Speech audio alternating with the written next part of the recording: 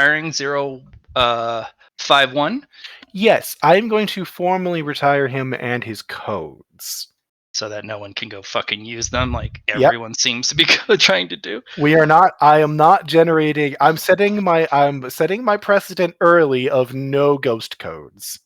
There is a message that is sent to you mysteriously. They want to buy the codes. I'm ignoring it. I don't even open it.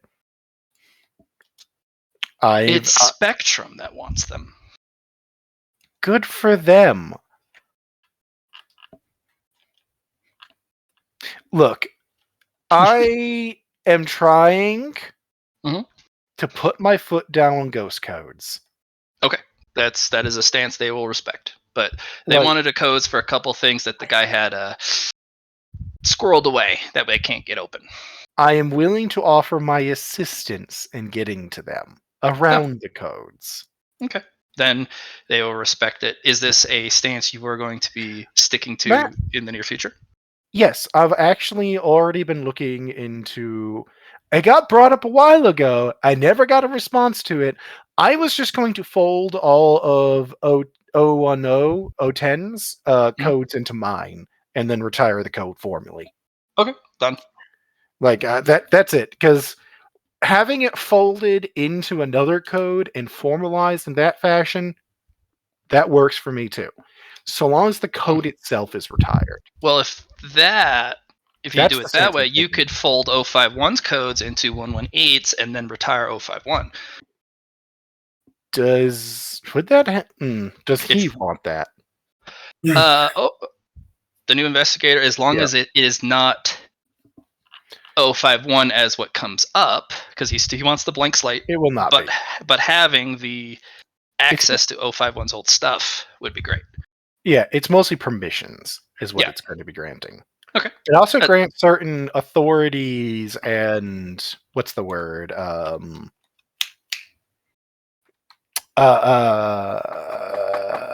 you're qualified for something. Clearances?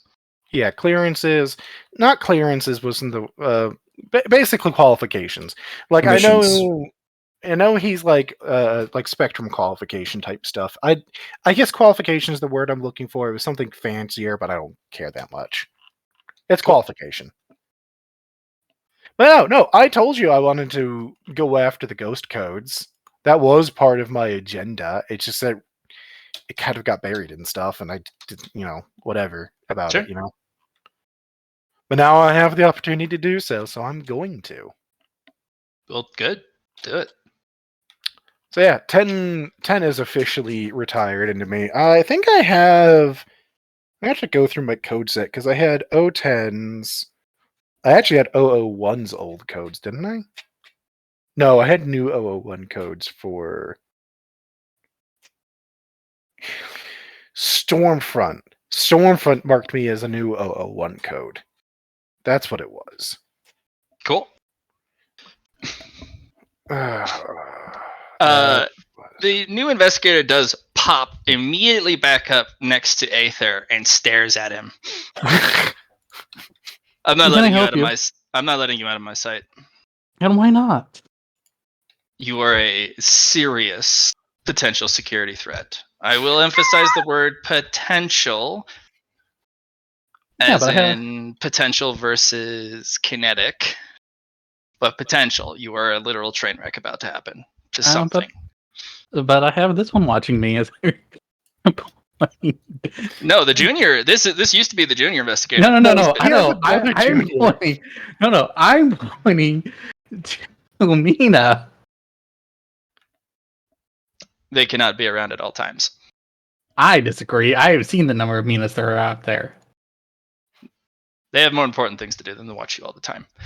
I, on the other hand, can choose to do this of my own volition. If it helps, he does have a junior investigator from the general that's haunting him too. I do? Yes. Well, since when? They decloak. Hey. Oh my god! Why? Wait! How did you miss that? Honestly, How? No, I told you he's been here. Look at him. How long ago did I tell him you were here? a couple weeks ago. It was when you first got here. Mm-hmm. I I introduced myself and disappeared. I'm really good at being forgotten. Yeah, apparently. All right, back to work. As they reactivate the prism cloak barrier, which explains so much. Anyway, I'm going to look at the other investigator. So he's not unsupervised. All right. Then I will go to the next target that needs supervision as he looks over to Mr. Banshee. Some of your finances are in question. I've been looking through your finances and... He's not here. He's not here. I know. He's not here. I just kind of immediately turn around and walk away from this conversation. I'm just going to float away. I already said I'm not helping Banshee with any more of his shit on this. I'm just like, He's been throwing a ludicrous sum of money at a mysterious project. Yes, it's authorized by the Thunderhead, but... What? Wait, which project is he pointing? Oh, is he talking about the... He's probably talking about the whole Xeno the Big Red. project. Yeah, the Xeno project that, unfortunately, this investigator doesn't have access to because you put it under so many top secret classifications that, yeah. Oh, that one I actually am going to look over at him in. I know which project because I'm directly involved for the one that he's got the financing in. It got flagged under the investigation bureau because he is funneling billions of credits into a mysterious project. I'm well aware. Consider you this information to be highly classified, but I am directly involved in the project too. Unfortunately, he needs to do his finances better because he is pulling directly from a single account and it goes into the ether. He doesn't try to move his money around. He doesn't try and move the money from... I mean, his eyes twitching. He's not. No, it's all coming from one major account that all of his money go into, and then all the money goes out to. And anyone who has access to the Thunderhead finance system can look at every purchase and every expenditure coming in and out of his bank account. 118. I wash my hands of this. I'm just like, I will tell you now, I'm not withdrawing it is my such a huge security breach because he had it covered, but then he kept throwing more and more money at it. There's only so much a system can handle before somebody goes, whoa, that's a lot of money. Where'd that go? I am leaving you to deal with him. I'm not dealing with this one. I will be asking Ogre exactly, so don't give him any hints, but I will be asking him exactly how he throws money at projects, because I know he doesn't do the very basic of bouncing shit. You got to launder your money if you're going to throw it into if you're going to throw literal billions into a project that looks like a black hole. That's also security.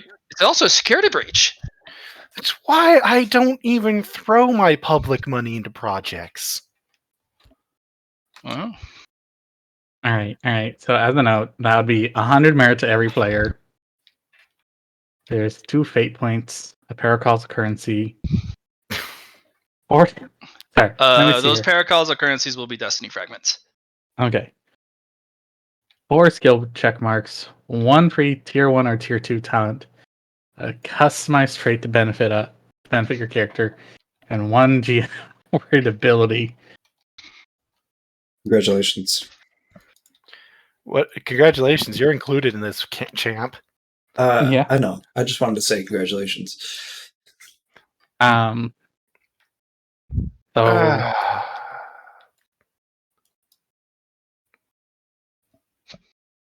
I kind of want check marks on this. At skill points. Why don't you post it in an Enigma chat, lay it out, and then say what everyone gets, and then the other ones that are under negotiation. Also, this can't be forbiddens, right? Also, Ogre's late. I'm gonna go use the bathroom. I'll be back in a minute. I'll message him. He's been late pretty freaking consistently. 1 second. I mean, he said he was going to be on.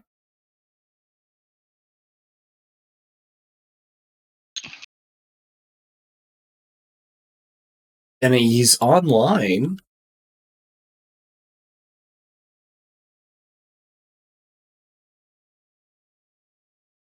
I don't know.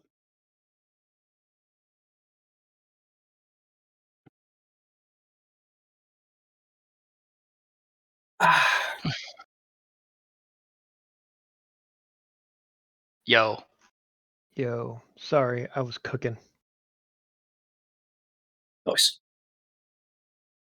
What you cooking? Some sketty. Nice.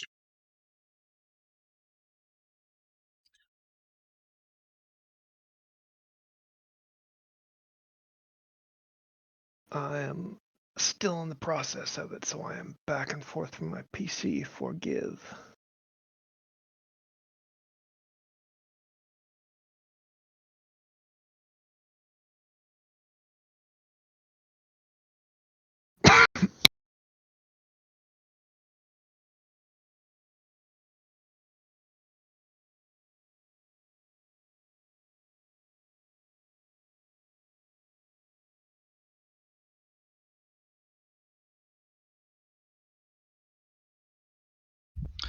I'm Well, back.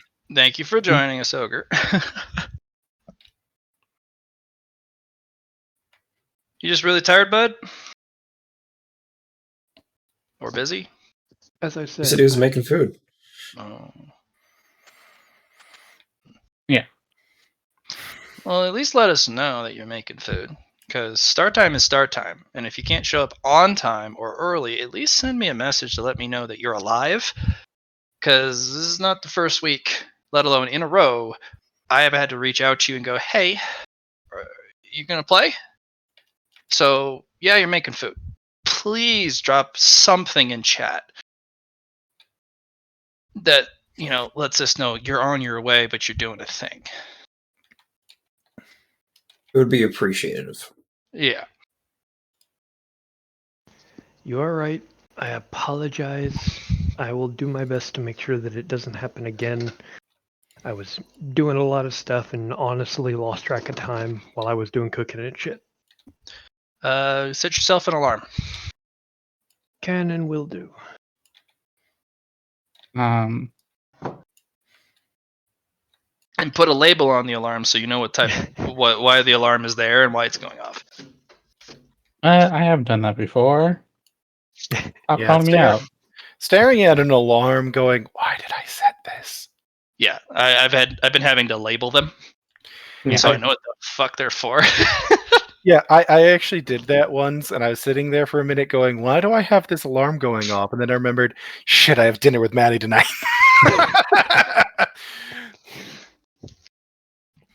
Wait a minute. Wait a minute. I'm meeting somebody. Fuck. Okay. So, do you want to start the session by asking, does anyone have specific things they need to personally see to, or can we queue some research and other projects up and then start doing a time skip? I told you the only one that I need to do, which is a delivery. That's fine. That can be literally hand waved because I'm trying to move this towards the meeting. Yeah. He very much wants to get us to that big meet. Or you can say, okay. I have basically finished up everything because all I've got going in the wings right now is chemtech research and my gun research. So I'm down for sitting. At some point, we need to get together and build the Rathmech because I've just been sinking a ludicrous amount of funds into supplying it with everything it needs to keep upgrading. Sure. We'll definitely have that. Just keep writing down the list of all the things you threw at it, and we can absolutely make that happen. Question for you, Ogre. You have a lot of money, right? Yes. A lot of resources. How do you go about finances? Do you just pull it from one account? and just throw the money where you need it to go? Like, I have, because it was recommended, a supply of various accounts, dummy accounts, set up by and controlled by the people that I've got under me. So I'll be pulling, if I'm grabbing $1 million or $1 billion credits, I'll be pulling from maybe a couple hundred various accounts. okay, and you have a finance person for this? I have an entire wing for this. Okay. Or just want to know, because that'll head off some problems. Because it's. How do you handle huge sums of money, like tens of billions? Because even with an army of people, tens of billions of credits is that's a little too much, even for a dummy system. Yeah, for that kind of thing, I figured that would be tied to basically hard currency that I have stored, so that when I need huge sums of money, I do the equivalent of this has a set value. It is now on the market. That money is transferred to this location. They don't have physical currency. They have data, or what is it from Shadowrun? It's the credit sticks. Then for that kind of thing, the massive stores of money would be transferred through personal credit sticks that I'd carry around. Okay. Which is part of the reason why I said I'm always running around, because every once in a while I just need to do that. Okay. Either that, or I will have the Void Walkers deliver it. Okay. Just need to, because there's been some people poking around your finances, mostly because they don't have access to nearly as much money as I do. No, not even that. It's they don't know about the secret project that's been authorized by the Thunderhead. You just have a lot of money moving all over the place, and then billions disappear. I mean, to be fair, what people are probably expecting, based on past records, is I have another big facility that I'm secretly building somewhere. So, because that's what's happened prior. It's like suddenly Chemtech department, suddenly a fleet shows up. Yeah. All I'm saying is, I was just wondering how your finances were. So you're pretty good. Thank you for clarifying it, because if you did it from the single account, you would be drawn and quartered. Yeah, no, that's why I've got, after the agreement with the base commander Lilith, I hired various Iron Eaters, and if anybody goes out with money, I've got the squad of Iron Eaters guarding them. And okay, perfect. That's all I needed to know, because there were some investigators, including the newest one, who kind of looked at your finances and went, "Oh, where did all this money go?" I mean, they've been freely told that if they have something to ask, they can always come and ask me, and I'm currently sitting in my office on Ares base. Okay. I've been there for the past couple of days because the rest of the party was dealing with the ship stuff. Cool. All right. Then that'll be solved, because even if they want to push it, you did enough of the groundwork, and you have a finance team to combat unwanted attention. No. The thing that would be their problem is the lawyer team. Yep. That I hired directly from Enigma before the shit went tits up. Fair. All right. Well, you're covered on that then. Shit. They start looking. A couple of lawyers knock on the door. Sir, you're not authorized to look into that. The hell I am? I'm an investigator. Well, Have you filled out these forms? Not authorized. And ask who you were. Okay. So if you have projects you want to queue up, this would be the opportune time for it. Because I'm going to try and push 2 weeks of jump.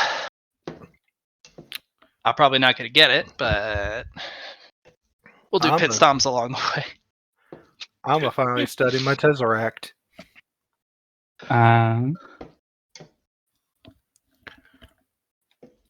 Those my two main objectives right now that I need to accomplish: figuring out the Tesseract in greater detail than I currently know it, and then working on custom server units for myself. Cool. You know Aether has the Tesseract. I have a different kind of Tesseract than you. Is it the one that the interlink one that spews on the nano? That's the one I'm talking about for mine. Yeah. Yeah. Okay. We have two different models of Tesseract. So while yours could be useful as a point of information, I'm more trying to figure out how to get around some of the less ideal features of my current one and how to upgrade it more or less. Char, how much merit do you have from that Tesseract so far? Oh, and have you spent it? Too much. I have not actually spent that, and I need to up the amount it has because it should have about 600 merit, and I've only spent 146 of it. You should put it all into your little buddy. Wow! Lexi. Oh, so one sec. Actually, no, double check here. Crystal Buddy? Or your girls. Yeah. No. Because what's in it is Lexi. Lexi is going to be at the end of this. God, no, that's actually wrong. Because then that's 2 weeks of that. Oh my god, no. She almost has 1,000 merit actually, and she's only spent 100 of it. Oh boy. Essentially, at some point, I'm just going to be like, Vlad, here's what I'm going to do. You're going to tell me how much merit I'm going to spend. I'll let you know how this works because they're going to be a fully combat AI. So the question, then... I'm confused in the math here. I thought it was 10% of your total merit. No, it's half, and then she gains more during it. downtime actions. The downtime actions. Yeah, it was. That's what it did. I have to say, you have how much merit? Yeah. And so at some point, I'm essentially going to make it a sentient mech. That's going to be a sentient drone mech. Which you will then crash into the side of a capital ship and blow it up. You are totally stealing my shtick, you bastard. No. I made this one from the beginning of the game, okay? This has almost 900 unspent merit on it. Yes, but creating a sentient mech, that's my shtick. I'm the only one that doesn't want a sentient mech. An independently sentient mech. I'd rather have my own sentience in the mech. Let's be specific here. Kind of what I did already, so yeah. So more I'm stealing Jackie's shtick.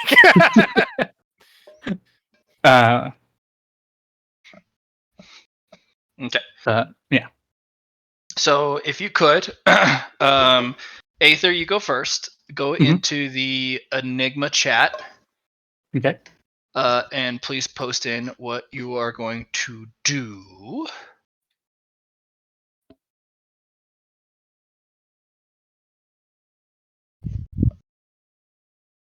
And we're going to go down the line, and then I'll know exactly how much attention I need to get to each of the points of interest.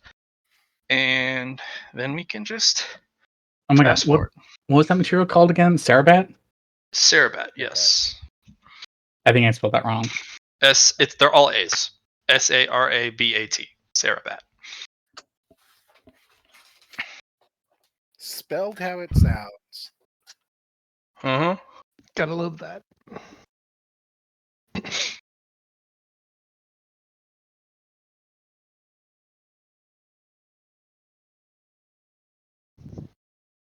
Okay, and then let me know when you are done. That's That's 2 things I'm doing. Okay. Anything you want to queue up, either with research teams or contractors or some other your NPCs to work on, if they're not already working on it. Most of them are working on stuff. Cool. But yeah. Ashley is stupid busy. You cannot give Ashley more stuff. Yeah, no, like I said, all of them are immensely busy because all should be working on something. Yes. Okay, then I will put this in here. Mina, if you could put yours in as well. Sure.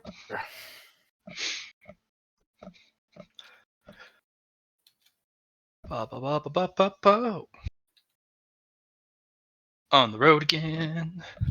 Moving through the game. Let's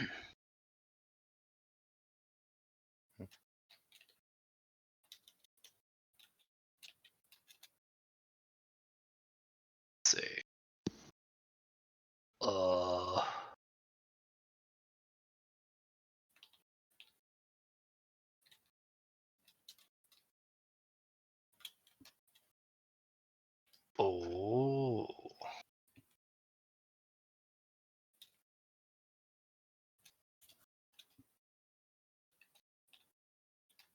Let's do. Ogre, have you decided on what you're getting? Define getting. Have you checked the Enigma chat yet? I see it now. I haven't thought of it yet, honestly. Well, if you're not thinking of it, you should You should start thinking about it, please. I will. I'm just trying to finish up with the cooking while bouncing back and forth to handle this segment. I mean, that's basically my list. It's long, but pretty much all of it's research and building things. Well, longer. What are you typing? I am preparing. Jackie, if you could put yours in, please. Sure. And then once Jackie's done and I've done the triple line, then we will do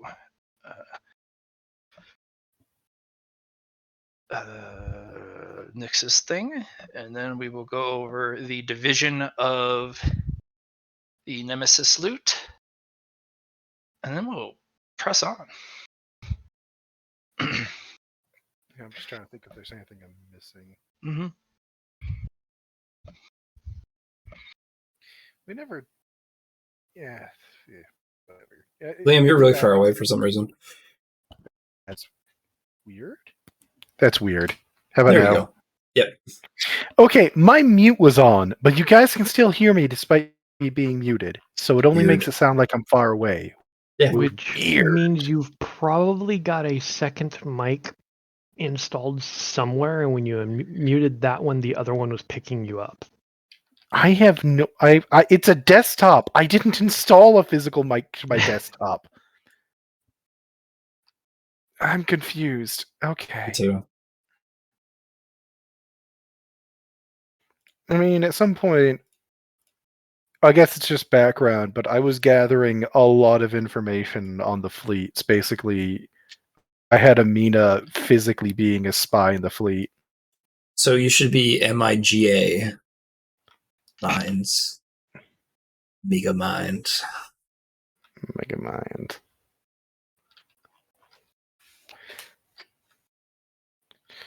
But yeah, no, that there's been a Mina out there spying on the fleet and gathering info since shit. That was the Gen 2 body that I originally sent out. So it's been a while. But we never went over it because it that's an entire almost campaign unto itself, and it's unreasonable to go over all of it. So I guess I'm just gonna ask what kind of should I just consider that having info on the fleets then? Because I was mostly figuring out, because I wasn't interfering with anything. They were just gathering information about the admirals, dispositions of troops, things like that. Mostly finding out who would be willing to Well, who's willing to give information to more or less the investigators on the admiral's shit like that?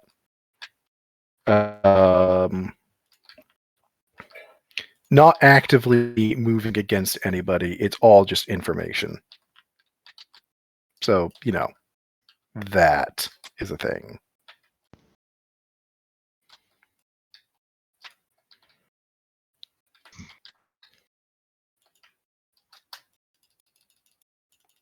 Okay. Yeah, you can add Forbidden Knowledge Fleet. Okay. I thought Forbidden Knowledge wasn't going to be one of the skill options. No, I'm talking about him just doing stuff. Oh. This is a Mina that has been among the fleets pretending to be like technicians and shit for like months now. I was thinking of the free check marks. Sorry. Nope. Yeah, Forbidden Knowledge is for the check marks. There will only be one available, which is the Investigatory Bureau. You can pick up a single check mark of that particular group. Because one of the guys was actually one of the nemesis was an investigator, and then the other nemesis was Ares base, and you can put in, if you want to use one of the check marks, Forbidden Lore Rust Time. If that's one of the things you want to do. But that's only if you guys want to share the check marks. I already dropped into that. The only things that would interest me. Okay. If you would like, if you don't want to use your check marks, free check marks on that, with all the merit you got, I will allow you guys to buy up to 4 check marks in Forbidden Lore Rust Time and no more than 2 check marks Investigations Bureau. If you just want to spend merit on it. See, the thing is, if they want to know anything about the investigation bureau, they can just ask me. They could, but having it on your sheet is pretty cool, and it gives you a way to spend some of your merit if you'd like. But now, what I'm trying to figure out is, because in order to get Mastering Spectrum, you mastering 4 other forms Forbidden of Lores. dimensional energy, right? Yep. I'm trying to get mana, this dimension, and the other dimension. No, I already have Mastery in Leah. And the neutral energy plane? Negative energy dimension. Oh, you want to get negative energy dimension? Because there's the neutral energy dimension. Yeah, but we throw things into the negative energy plane in order for it to cycle out all the stuff. Can I just spend merit to get those? Because you made me have to do research for any of the spectrum information I have. Yeah. You can buy them. Are you buying a knowledge or just like straight skill center pillar? The knowledge skill. A check mark. You can buy a check mark. Cool. As for Aether, have you really looked hard at some of the other dimensions? Like done the research, done the holy verses, and I know the holy verses for the negative energy dimension, and that's about it. Do you have any check marks in negative energy dimension? I don't. I have check marks in spectrum, though. You can pick up to 4. If you have the holy verses of a dimension, then you can get up to 4. But mastery will be difficult. You need to go there and kind of find out one of the secrets. Yeah. Kind of like Crystal Buddy is one of the secrets of the Leah dimension. Well, we just need 4 in one of the things to be able to get mastery in spectrum, right? You need mastery in 4 dimensional energies, knowledges. Ah. Is this mastery or like getting 4 check marks? No, literal mastery. And that way you can then earn full mastery in spectrum, which is dimensional mathematics. So do you guys have And abilities to buy mastery, or Well, I'm going through everyone to see how much research they've done, and if you have holy verses of a specific dimension, and or if you've done research personally on it. Do you have any of the dimensions that you've looked into quite thoroughly, Jackie? for me, no, I'm not looking to get mastery in Spectrum. Oh, okay. I gave them a really difficult, stringent requirement to get mastery in, just spectrum math. They need 4 masteries in 4 different dimensional maths. I think me and Char are the only 2 after that. I don't know if Ogre is. Ogre's got a lot of projects, and most of them are terrestrial. Yeah, my shtick is the terrestrial world, but you do have a little lens into it, though. The Baratine gas is from the neutral dimension. That's an interesting question for you. If me and Char work together on trying to get the mastery, would that assist in anything? Yeah, and just make it faster. You sharing information and learning and counter learning and just making it a nerd cycle. You can. Yeah. As long as you're willing to nerd cycle with me. Yeah. Well, so one of the things I do know is because my Library of Alexandria, I have access to my girls' knowledges, and I know one of them has mastery in Spectrum. So that's where I usually lean my Spectrum weight in from. Yeah. If you want to spend downtime and pull Sadako off the projects that they're on, they can spend downtime teaching you guys dimensional math and Holyverse. Yeah. But they'd be pulled off projects, so that's why I'm not doing it. It's something that my character. I was going to say the best I could do is I might be able to help you with the negative energy dimension because I've spent some time there. It sucks. It is truly horrific. I actually already have the Holyverse for the negative energy dimension, along with that and the mana. But he's been there. Yeah. But I've been there and seen the secrets within. Yeah, okay. Oh, that would help with getting mastery of that, yeah. Yes, it would. Yeah, because you need to... Yeah, I see where you're going with that, yeah. Because there's only one secret in the negative energy dimension, and that's what's scary about it. I don't like that. Huh? I mean, I don't like that. I have to learn the answer to this question of what the fuck, but I don't like that. Oh, I can just tell you. It would take about 30 seconds. And it's going to hurt. Go for it. The negative energy dimension is an entity in and of itself that is constantly fighting and devouring within itself. Oh, I remember that.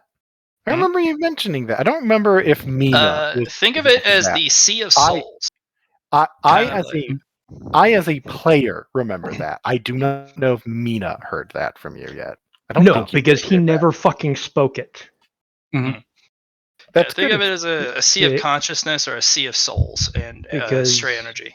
Yeah, because when I found that out, I had to make massive tests versus and literally losing myself and falling into the negative energy dimension. Yeah. Cool.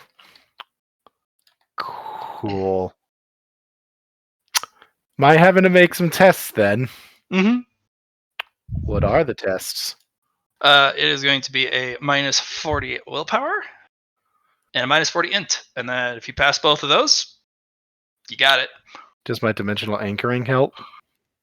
Yeah, yes it does. Absolutely it does. That's all maxed out, so I can't... I'm rolling to see if I get 100s then, because those are both... Like, I've got... Yeah, okay. Yep! Because I'm rolling well over 100 for both of those if my dimensional anchor counts for it. The world shifts almost imperceptibly, but you're fine. It's like, something almost happened. But I locked that shit down. and you get a pat on the shoulder and told, congratulations, you didn't lose yourself and fall into the negative energy dimension. You should check your other bodies, though. Nah. They're interlinked, they're fine. That's not how I work. All right. Go ahead and gain master in the negative energy dimension. That's all it requires. You just gotta know the Know secret it. of the place. Should I roll mine as well? I'm also just looking for hundreds. Yeah. Just roll, see if you get 100.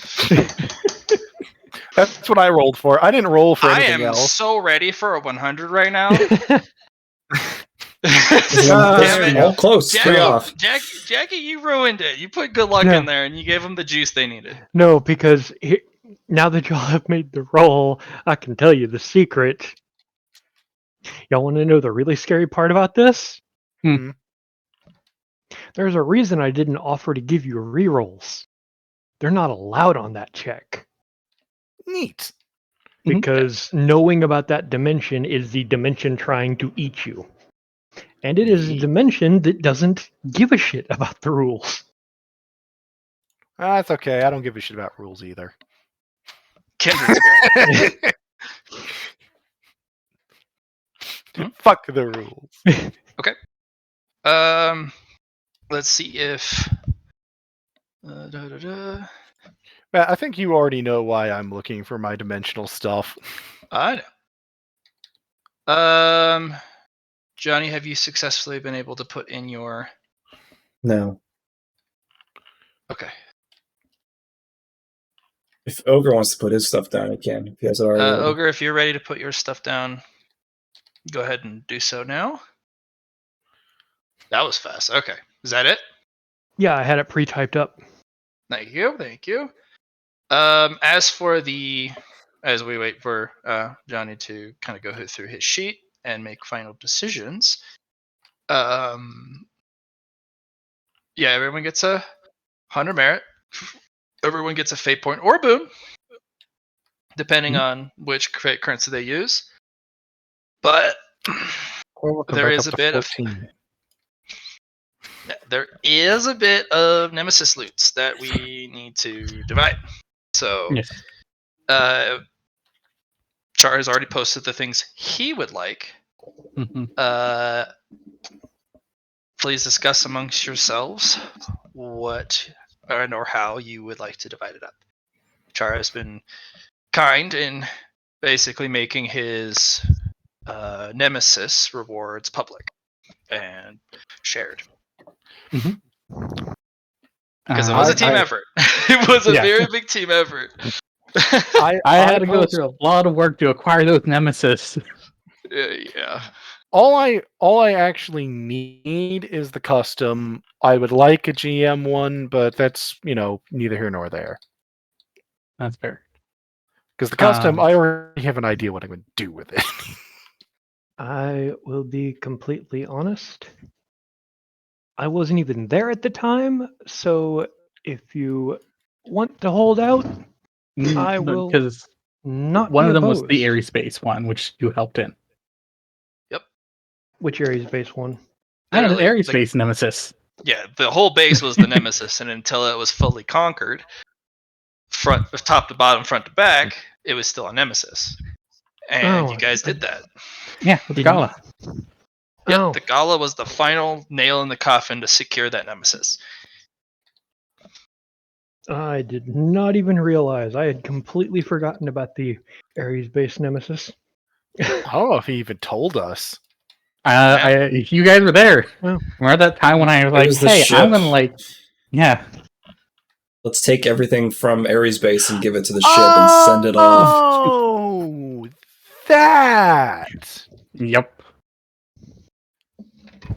Very clever.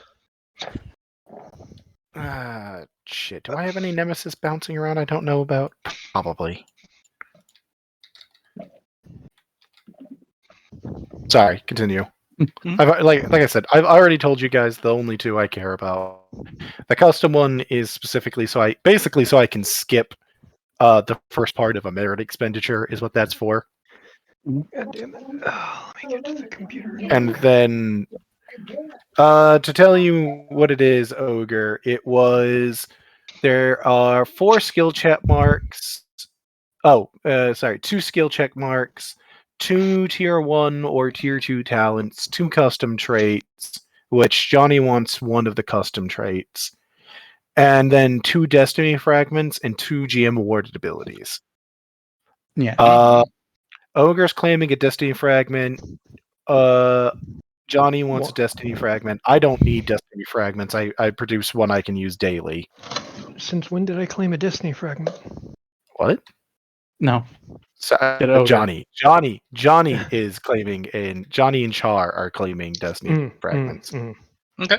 Remember, traits are traits. They're not talents, so don't get those mixed up. Yeah, I know. Okay. Traits are actual traits that you apply to the character. That is like a passive thing. Mm-hmm. Yeah, I know what I want to do. Or an intrinsic thing. Either way, it's an intrinsic trait to your character, not a talent that you've learned. Yeah.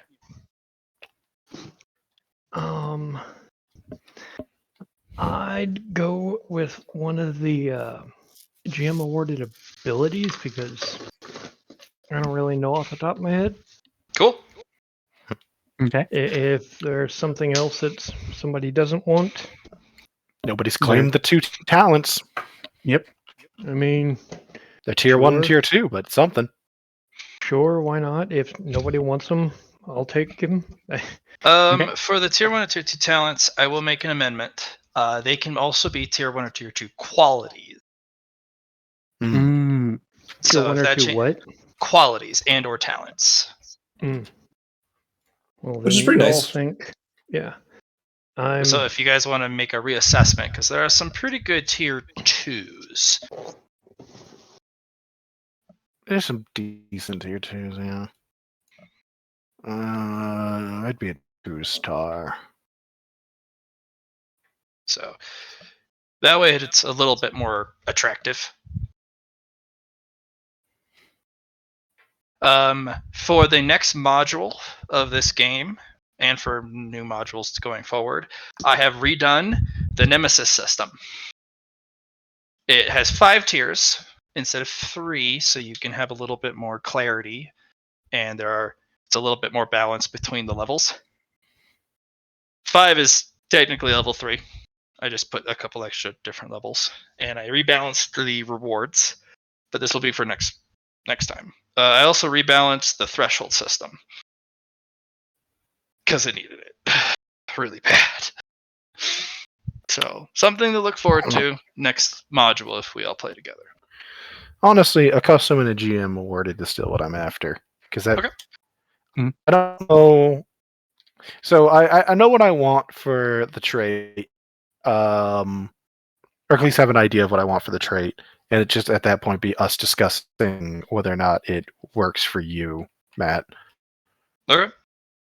So we just got to finalize if that is what you're going to get. That's it. Okay. And then we can discuss it. You guys both okay with what Liam wants? Yeah. Yes for yes for you. Yes for Ogre. Are you okay with that? Yeah, I'm fine with that. The biggest thing that I wanted was a single GM talent. I'd be fine if I didn't get anything. You also get 2 qualities if you want from the positive quality list as well. So. Okay, it looks like there was one GM thing going your way, and then the trait goes to Johnny's way. Okay, so lay it on me. Johnny, are you okay with Liam's decisions? Are you? He wants the other GM, if I recall correctly. Yeah, I've already said what I want. I was just trying to think of the name. What happens when you go to a wedding and then they object, pretty much. I object. Speak. Speak or hold your peace. Hold your peace. Okay. So Liam, lay it on me. Okay. So first and foremost, what kind of limits do you want to set for the custom trait? Because mid-ground. Potent mid-ground for your current character level. So it's not going to be high end because that would be from a tier 3, but mid-ground even for Mina.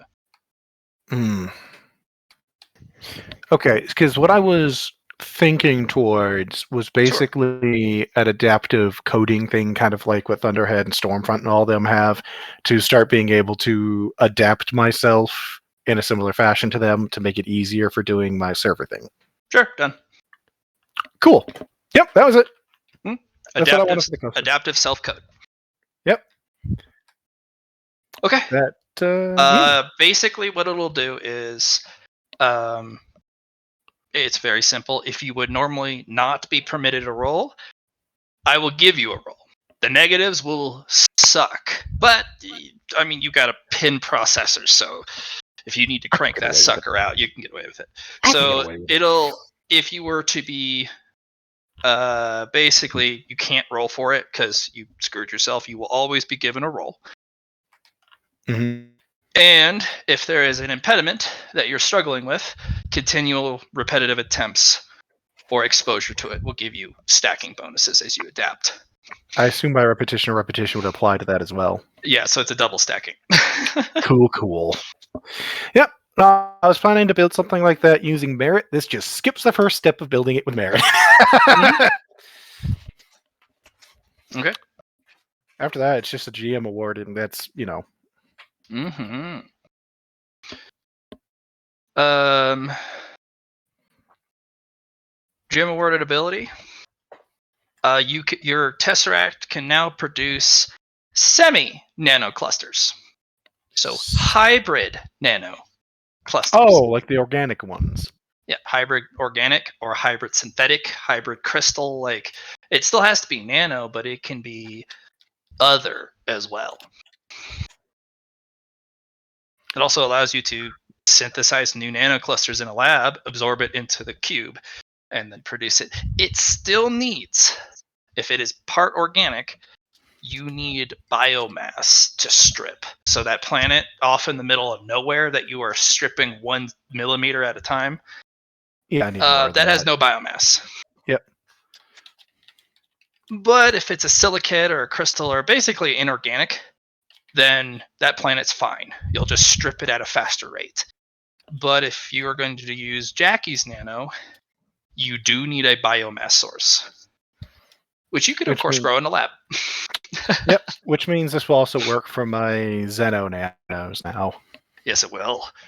You could literally just pop down one of your giant fab cubes and then start having it produce the new nano. Yep. There you go. Cool, thank you. Mm-hmm. Okay. Everyone okay with what Johnny wants? Yeah. No, I hate it. Or forever hold your peace. Yeah.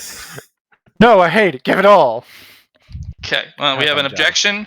No, you don't. Have fun, Johnny. We will now start auctioning your parts of your character sheet for this. Ooh, nice.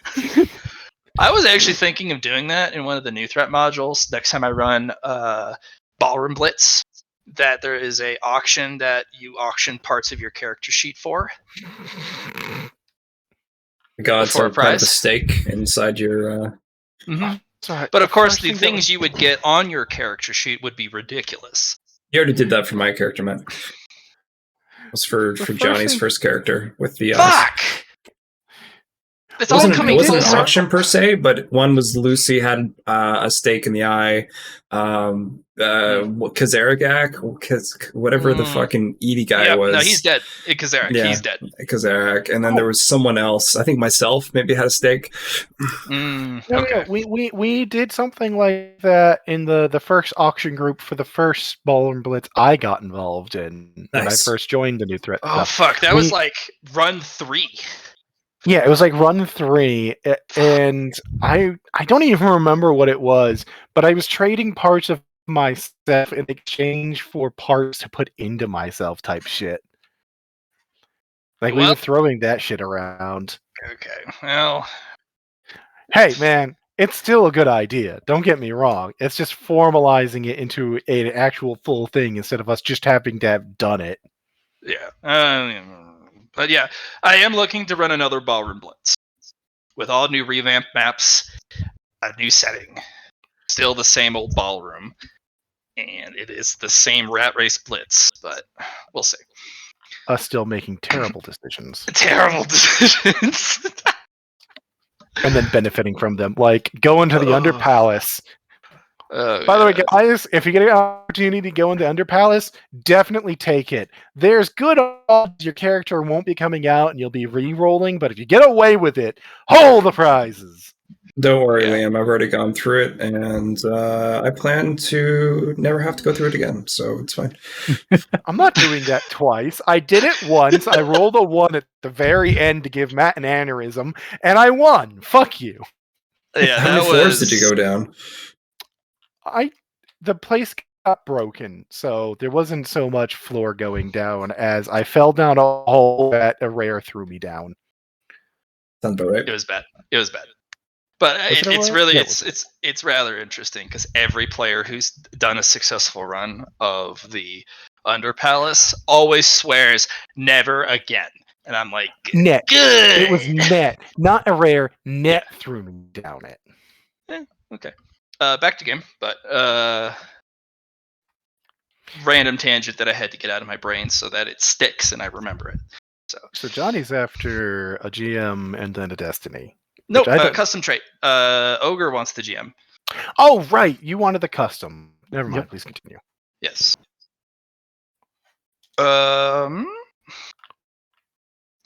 So no opposed for what Johnny wants? Nope. I heard a no from you, Ogre. Hmm? You do. Brain fart. You don't oppose Okay. to what Johnny's getting. No. All right, add that Destiny fragment, Johnny. And what are you looking for? Remember, it's middling. Yep. For, I want a trait called Busy, and it's where my heart demon is doing something else. It's busy doing things within myself. Too busy to But- affect my... oh, but it's still there in case you need it. Yeah. Yeah, done. You can start cultivating again. Your Okay. heart demon is fucking busy. Wonderful. Great solution there. That's good call. Then once we have gone over and confirmed Char's stuff, that does mean Ogre gets the rest. Yeah? I mean, It's fine. yeah. Okay. I looked over positive qualities before agreeing to that and didn't see any I wanted. Okay. Technically, I want trustworthy, but I can afford that. Destiny fragment and 2 skill check marks. It was going to Oh. be 4 if Ogre didn't want the last 2. Ogre, did you want any of the skill check marks? Not really. Okay, so then it's 4. Yep. Okay, then all okay with what Char wants? 4 skill check marks and Destiny fragment. I mean, this is his stuff to begin with. It's, this is public. I'm going through the same motions as I'm doing for every I person. know. I'm just teasing you. Okay. Yes, Yes. Ogre. Hmm? Yes, Yes. Liam. Yeah. Cool. All right. What are the check marks you're getting? What for? I'm going to get check marks for Battle Tactics. I'm put 2 in there. And I'm going to put 2 in Theoretical Physics. Done. It's fun. I don't have that maxed out. Fun. Okay. Done and done. And then the rest, Ogre, is yours. I think you get the other GM awarded ability. Yep. And then you also get both of the free talents or quality. Just send me what they are. They're already a list. You can get them. The tier 2 and the tier 1 talents, you do not need to fill the prereqs. Okay. Okay. Taking out some positive qualities from the quality list. Yep, or positive qualities from the quality list. However you want. You want a GM awarded ability? Yep. Okay. So I'm gonna give you a interesting thing that actually I think will round out your character a little bit. So for the what do you call it? For every unused charge of Mysterious Stranger or Mysterious Benefactor. Basically, your charge system to fuck with fate. If you can't sell them off, and you have extra at the end of the day, you can add a external potentia for every unused every day. Okay. So that none go without benefiting you.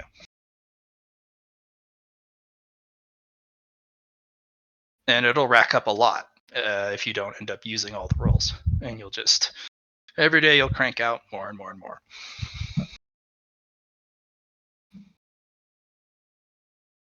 Because if I remember correctly, if you can't sell them all, look at that puppy dog. then they just You sit brought me a there. gift. Yeah. so yeah, they'll just cultivate for you.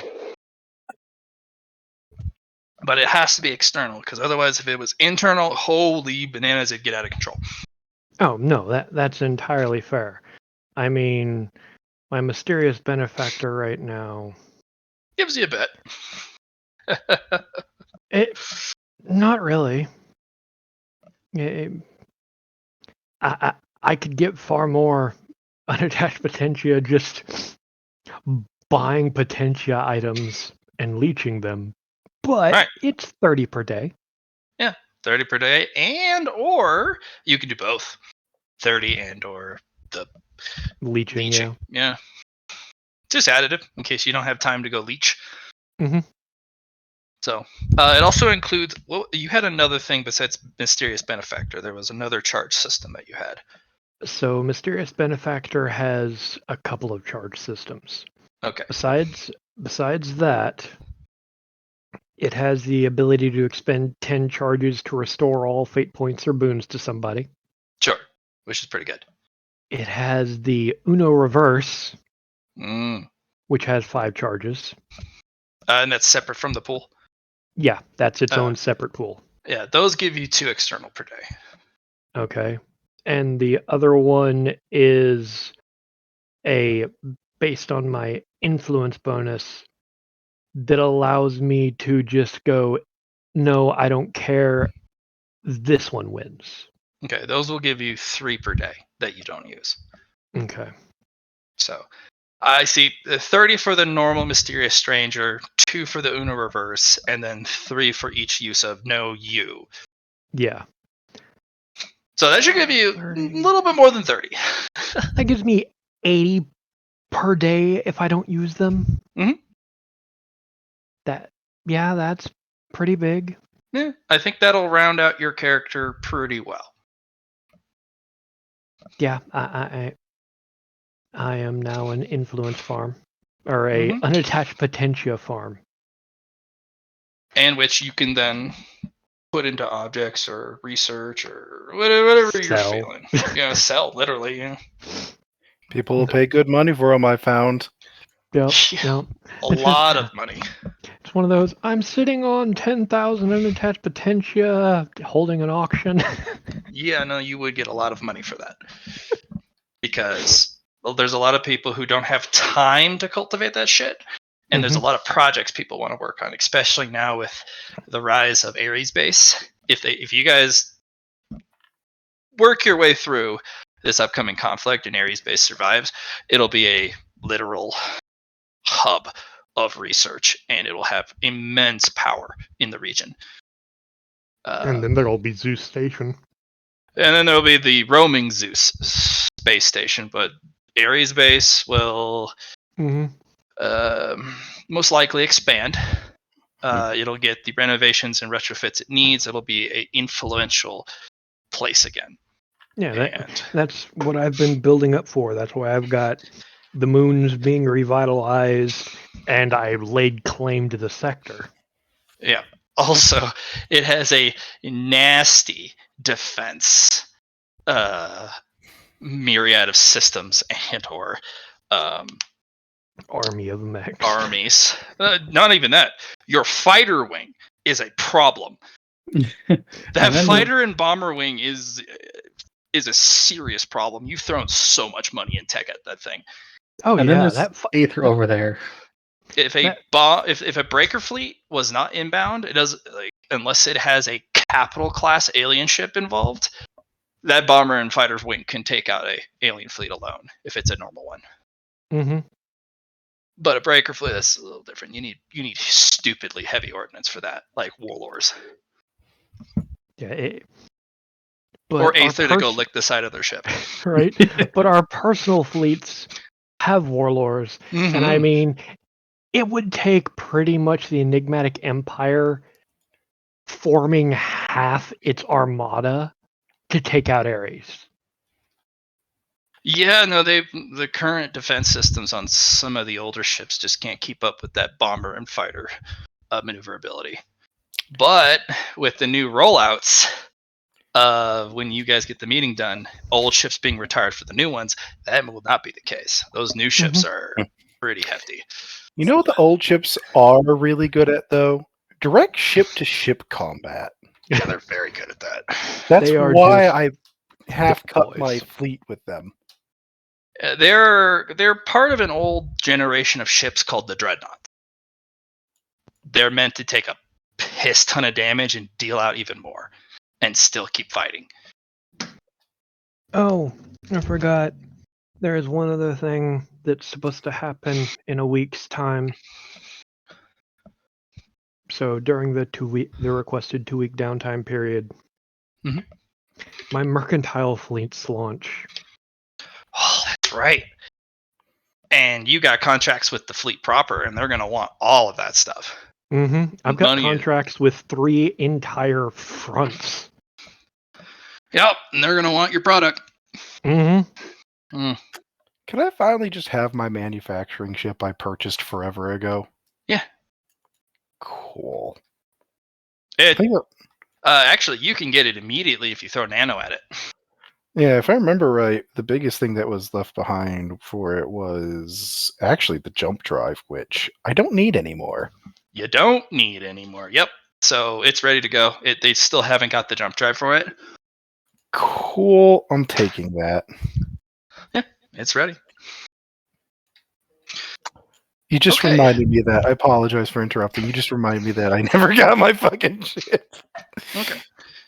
Johnny is still filling out his thingy-majigger. Let's take a peeky deek. Cheeky Bariki moving the comet, the Cerebat comet with Mina's help. It can be done. Easy peasy lemon squeezy. There's going to be an investigator out there that is very irate. It was one of the higher numbered ones too, but he can still suck a dick. Precisely. I just happened to find it, and then I gave it as a gift to my fiance. Dowry. Yeah. A reminder to our friendly GM that I've got a scheduled meeting in the next 2 weeks of 3 individual investigators showing up to pay the bounty or the ransom for the 20 or so junior investigators that I've got locked up right now. 2 are going to pay without question because they don't want to make a scene. The third one,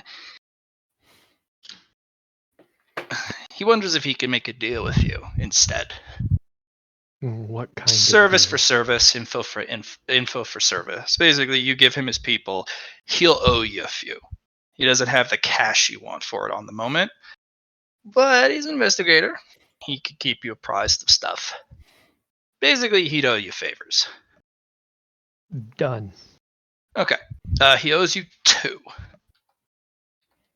They're both mid-level favors, but that's still a lot for an investigator. Yeah. Anybody having a favor from an investigator is a big deal. Oh, Ogre. There is an investigator 118. Be nice to that one. Yeah, you actually recognize him. That was the old junior investigator that was following around Aether as their chaperone and supervisor. I promoted him. So be nice to my new investigator. Yep, 051 has been retired, and so has his codes. Out with the old, in with the new. Which investigator is the one that owes me the favors? That will actually be Investigator 90. His specialties are embezzlement and finance investigation. He's good at embezzling. Yes. So he's coming after me because of the absolutely empire-shaking amount of money that goes through my company. No, because you have his juniors, and he wants them back because you need to give your junior investigators some autonomy, but that doesn't save them from their own dumb mistakes. Oh, so he's just coming up and going, I'll give you these 2 favors and an apology for my idiots. Right. He doesn't apologize for what they did. He apologizes that they got caught. No, the worst thing is, Nix respects that. And in gratitude for that respect, he's going to give him a box of cigars. Because every investigator needs those prize cigars. He's very pleased to take that, and he looks forward to doing. He looks forward to hanging out with you later. Mm-hmm. If you ever hold a gala, don't be a stranger, because the last one is kind of historical, and there's a lot of people who kind of scoffed at it or couldn't go, and they are regretting it. And I will give him a personal comm frequency so that if he ever needs some subtle pressure put on somebody who's not helping. He has 2 things, actually, almost immediately. One, the collector has some mysterious finances, because he's done his research with you. Mm-hmm. Banshee Industry is unfortunately a direct competitor to the collector in his businesses, especially with the way you've been expanding. And the collector wants all of the things that no one else has that are one of a kinds are really exclusive. And Chemtech department is right in that perfect position. And he knows it's yours. And he's going to give you some ammo against the collector. And it's not enough to put him in jail or put him out of business. It'll get him to back off and think for a bit. Collector moves some money a little too quickly out of some accounts that weren't supposed to be his, that he claimed aren't his, and purchase some stuff hastily at a black market. You use it as you want. I have the black hats to handle that. The other one is there has been some manufacturing and mining groups that he could use you and your friends' help on. Your friends as in your squad. Mm-hmm. That is moving a lot of, not money, goods that have nothing to do with the manufacturing and or mining listed. Interestingly enough, these line up with the Matthias's businesses that he owns. And it's just going to be like, sends a ping to the friends and sends his lockdown teams to fuck them. Problem is it's nothing actionable. Matthias is too good for that. And the stuff moving here it's all explained rather perfectly. It's just eyebrow raising. Like, why? This don't Ogre. Don't lock them. We need to start tracking them. Follow them. Mm-hmm. If we lock them, we can't start using them to start figuring things out. Fair enough. Yeah, have the people track it, figure out where it's going and what businesses it's tied to, so I have more targets to blacklist when we do the blacklist. Yeah, he says, don't get me be wrong. Careful. I like the energy. He does say, do be careful. One of his investigators, juniors, and one of his seniors, a full-on investigator, they have gone mysteriously missing when they looked into this even a little bit. Just off the books, gone. No accidents, no reports, fucking black-bagged. And an investigator getting black-bagged is not good. You're like, you should talk to my friend. They're really good at anti-black bag tactics. I'm not touching this, unfortunately. I'll be honest with you. I'm not going to touch this. This is This is way above my head, way above my pay grade. Anyone I've sent into this or has gone voluntarily, I have not heard from them since. Fair In enough. fact, they never arrived on site. But as a friend, I'm going to give you this. I'm going to give him the Shade Tech vest that I developed. Oh, the one that has the ability to see into the past and significant. Oh, yeah. And after the modification that I did to it that gives it the personal power field, it only lasts 5 minutes, but a 5-minute power field is a 5-minute power field. And at the yield it's running, hell, you can even tune it down a little bit for less power. That's a pretty big gift. Yeah, it's making friends. This is what Nyx is good at. And having an investigator that considers you a friend is a big deal.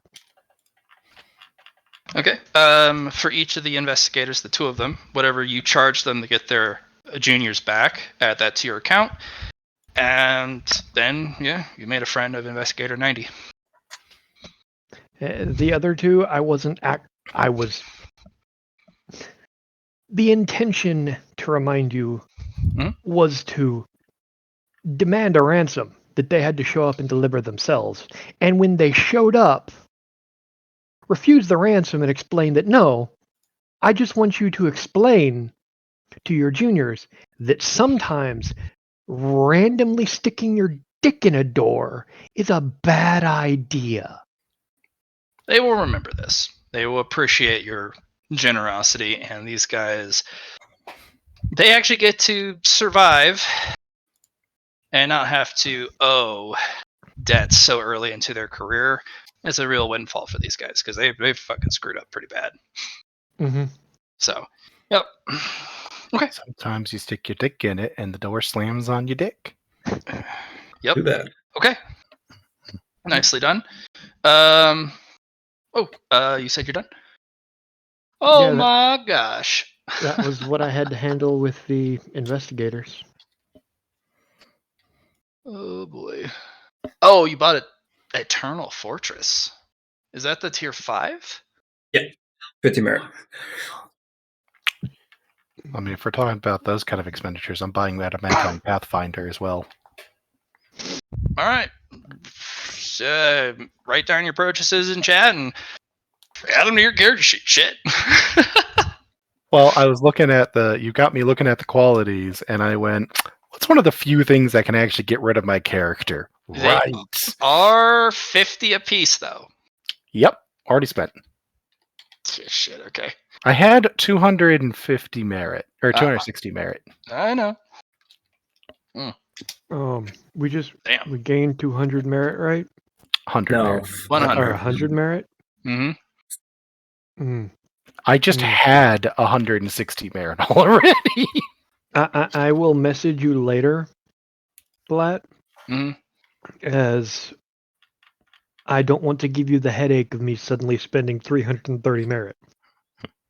Oh, why would you hold on to that much, homie? I haven't needed to spend it. Why not? Same. Absolutely the same. I mean, quite honestly, I'm just going to.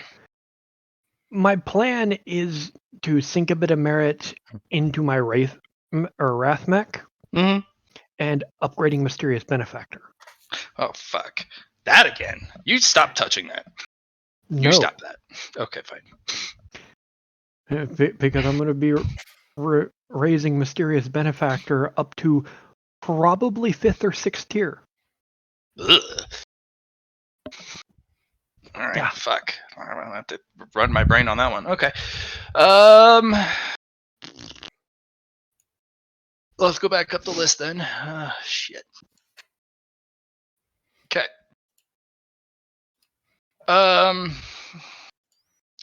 Crystal Buddy. Yeah, you can get that translator. You'll have a week left of what to do. If you spend a whole week on that translator, you'll get it done.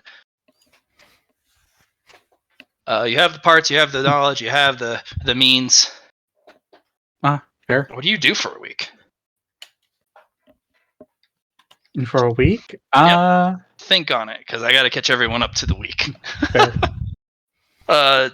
If you have anything that ticks away, like any other research projects and whatnot, add a week's worth of progress. So 24 times 7. All right, let's jump to whoever else posted. I think the Tesseract. Okay.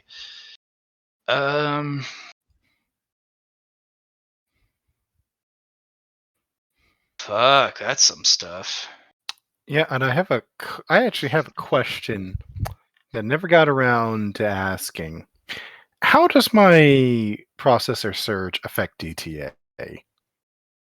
Could you post in chat exactly the wordage on the processor surge for me, please? Basically, I'm looking for it now in my stuff, but it's where I get to use all 10 pins. Oh, fuck, yeah. That's what I'm talking about. Where I'm trying to find where I put it. It's actually pretty simple. It gives you a bunch of actions, right? A bunch of action economy. I'm at a quantum 10 and I get 20 unnaturals because I have 2 chips. Yeah. And that gives me a turn and 20 additional actions per. Okay. So I basically, when I activate it, I have 23 turns and 23 rolls per turn. Those are just counted as research progress. Okay, so it's simple as that. So you know how you have to spend a. No, that's a good answer. That's yeah, that works. It's just whatever it takes you to get 1 research per DTA. Then, well, you got a whole bunch of them in a single DTA. You just have progress. That's all you do. Okay. Yeah. Same goes with Jackie. If you got research you want to work on and you crack those pins, you can get a stupid amount of research progress. The only other question I have then is the reason I could only use it 8 hours every 8 hours originally is because otherwise I started overheating. The pins couldn't take the pressure. But I put merit into increasing the structural integrity of the chips and a bunch of stuff into heat stuff. Dynaminium also cannot be energized that long in such a manner. I tried doing cooling as well. It'll corrode the pins. Didn't work. I got negative heat though. That helped, but it didn't help with the time. With the heat dissipation, it'll crack it down to 6 hours, but that's the lowest it can go because you got to. So what you're telling me is I need to put merit into it. Got it. Yeah. You need to design new dynaminium chips. Is what you need to do. Cool. Guess we just got new research roles. I have to design an entire new brain box anyway, so. Okay. Okay. What is the? Well, you have a bunch of minas, so it's probably all going at the same time. Yeah, most of it's going like there's actually going to be a couple minas per because I have extras right now. Okay. Because there are 2 minas. What was the super program again? The super program, it's the one I messaged you about yesterday, where I was trying to make one to look into what it takes for turning the the super program. That one. Okay. Yeah. All right. Yeah. Like I'm looking for how I phrased it. But yeah, no, I was getting it basically creating a subdimension. Okay. Is it basically like the net in Shadowrun, the Matrix? But it's your own. It's your own virtual scape. Effectively. Okay. Do you want to attach the forum to this so that people can literally put a headset on and then like virtually hop in? Okay. The forum will have to go down during this, but a lot of things are going to go down because of this. I am totally going to build a virtue theater. There's a lot of things that'll go down because of this, Matt. Okay. If I do this right. Okay. Let's see. So the super program is just to figure out what I need to do to build what I'm trying to build, because it's basically an assessment program. all you need is a AI fragment. You have the processing power, you have the software knowledge, you have actually So- you could run it on a Nimbus server, but cloud may not be able to do what you needed to do.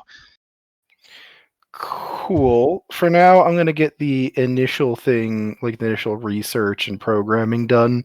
I know I'm Sure. not going to be able to run it yet, but conveniently, that's part of why I'm looking into the reverse engineering of that Zeno server, because that. What's your Zeno knowledge?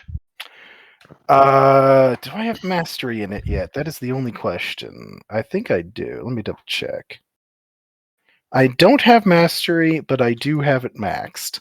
Okay. The only way anyone's gonna get mastery in Zeno, unless I've given it to you on the side, is if you have interacted with their basically their leaders. Okay, So a queen of a fleet. that's fine. Yeah, I'm but- not bothered by that. I don't need mastery. Yeah. Within the first week, you will finish that tier 10 Xeno server. It looks like a Gen 3 body. It is a mishmash of biotech and hardware. Well, okay, to remind you of what that was, it was a server unit that was reshaped by the ambassador, the better Yes, one. I remember that one, which Yeah, you yeah, guys off because he was a little Too too competent. smart. if- Too competent. Okay, but yeah, it is exactly a mismatch of biotech, mesh tech, and hardware with dynaminium chips.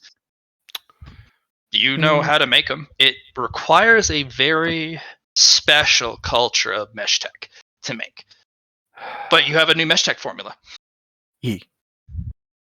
which you can immediately start growing in any of the labs you guys have. You will know which culture fluid you need. It'll add a new mesh tech to the game, and yeah, that's the only thing slowing you down is dynaminium and mesh tech. Everything else can be gotten from any of the manufacturing companies and any of the you can just get it straight from the chop shop. All the other parts. So dynaminium and mesh tech is your only bottleneck. So for the Diminium, I'm just gonna finally go send a body to retrieve shit from that fucking recycling center. The one in the cracked No. open Everest. Yep. Yeah. When you go in, there is actually a security force and a lot of contamination quarantine procedures. So it takes a while for Amina to get through, but your credentials, they clear. A lot of people will talk your ear off about all the different safety protocols and all of the different. I'm just taking all the Diminium. They don't have raw dynaminium. They have. No, they have used. Yeah, they have used dynaminium chips specifically, server chips. I know. That's all I need. You can end up getting about 100 kilograms. They have carts of the stuff. Yeah, because nobody else can use them. Right. It all comes here, and they get stored in just individual wrapping in containers. Yep. Cool. I take So they don't all oxidize. of them. Yeah. They're just like, you have the right clearances. Take it. Well, That means I get 50 kilograms worth of usable after I'm done processing. they'll ask you, do you want us to send you all of the stuff that comes in? Yes. Okay, we'll put it in a different warehouse, and that'll allow us to repurpose this particular holding area for other problems. Absolutely. I want all of it. This place is filled with room after room after room of problems. One of which is there's a Mukiang area. There is a Moldred stuff that got out, and they just threw in a room. I'll be nice enough to clean up their Mukiang then and their Moldreds. Okay. I don't think they'll protest. It's all actual broken second gen, and there's a couple glitchy first gen bodies. It looks like the Remember Me program is in a memory loop. All right. Well, it looks like the Mukyang there's actually a Mukyang virus kind of thing attached to them. It looks like when they tried to escape from Moldred's, a contingency activated. And when the security force ended up doing lethal damage to it, the Mukyang kicked in and prevented a proper Remember Me. resurrection. Yes. All right. Well, I'm going to take those for research purposes then. Done and done. Yep. I didn't think they'd be bothered by that. And the Mukyang ones, I'm always collecting more Mukyang. You find one sample you don't have yet, which is called Desperation. Desperation. Mm-hmm. All the other flavors in there you have. I'll clean it up for them anyway. Cool. Actually, you know what? No, I'm going to collect it for the reasons of I can reuse this. Recycling. There are thousands of things. This is the main storage, holding, and quarantine site for problems that the Enigmatic Empire hasn't gotten around to or can't deal with. Hey, you want a thought that occurred to me? If you take 10 Mukyang that's like free like this, and you reprocess it into one fulfilled Mukyang, can you then install it into yourself? Mm-hmm. Mukyang is parasitic like that. Nice. I have a new way to get Mukyang so I don't have to cultivate it directly.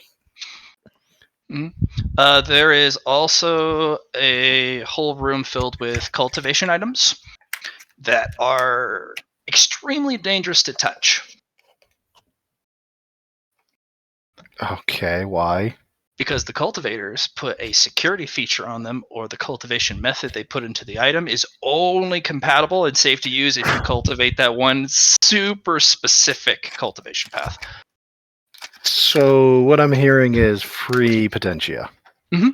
Thousands and thousands and thousands of potentia. All right. Because these items specifically are, I think the lowest one is no less than 100.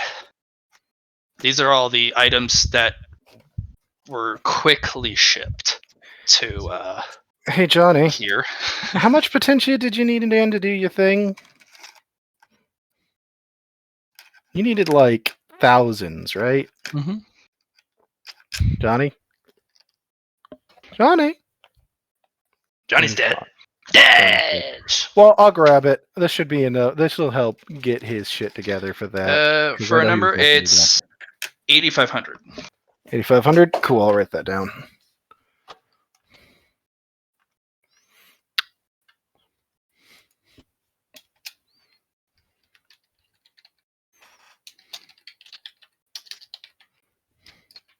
How much black potentia? Give me a number. None. No, I'm talking about from the black potentia section. Oh, okay. From the black potentia section, you're looking at about 400 in various different items, dozens and dozens of items. Nothing with more than 5. Got it.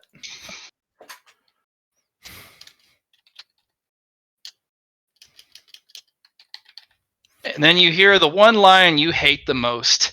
Anything over 5, we just threw it in the recycler in the basement. I'll go check on the recycler to see. It's as bad as Moldred's. I'm gonna poke my face down there, bring it back up. I'm just gonna look at them. Terrible, just terrible. They're more removed than Moldred's is because they throw everything down a chute.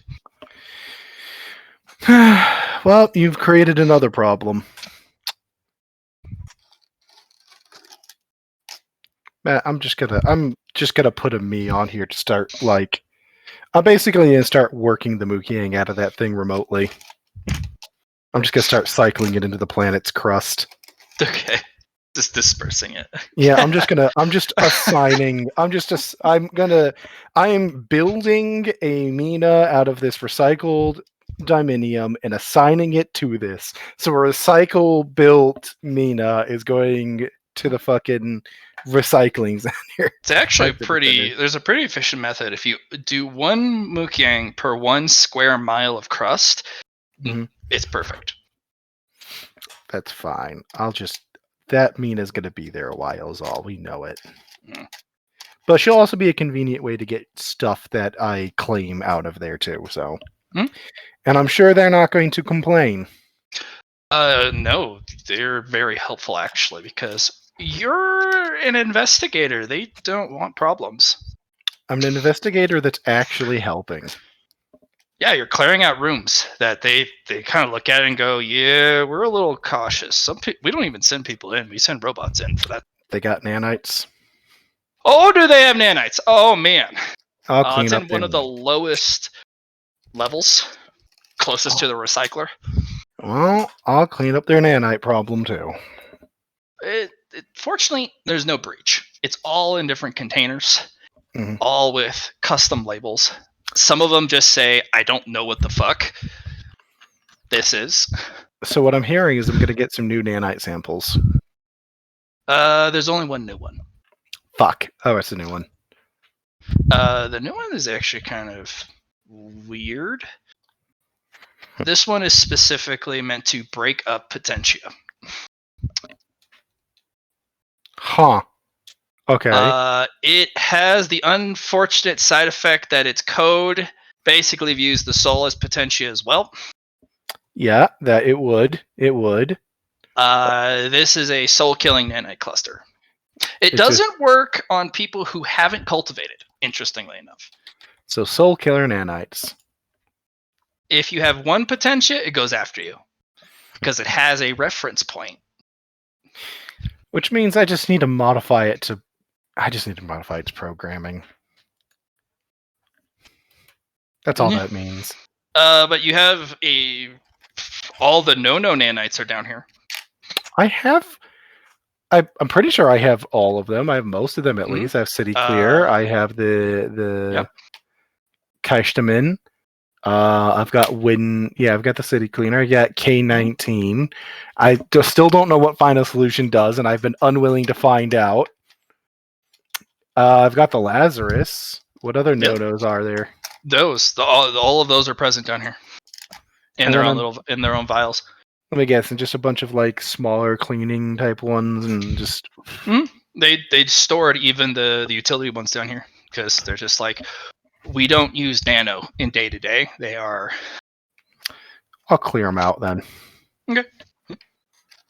And then you know what? Instead of just ditching the Mukyang for the recycler, I'm going to actually siphon it in my storage stuff for later use. Okay.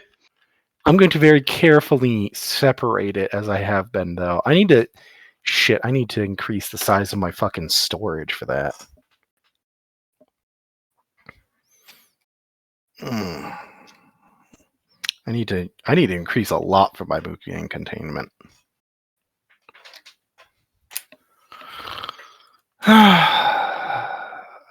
Mostly I need to figure out how to get some of this external white potentia to shove into my own ass is fulfilled.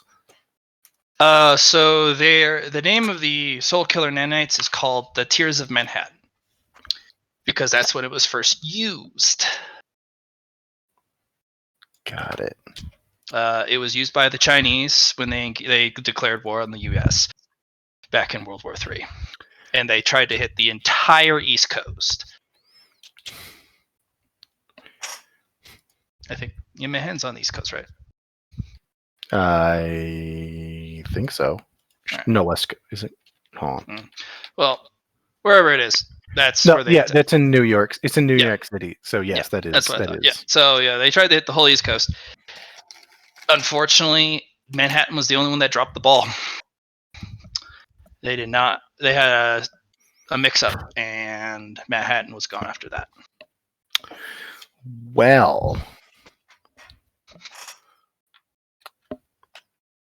Cool.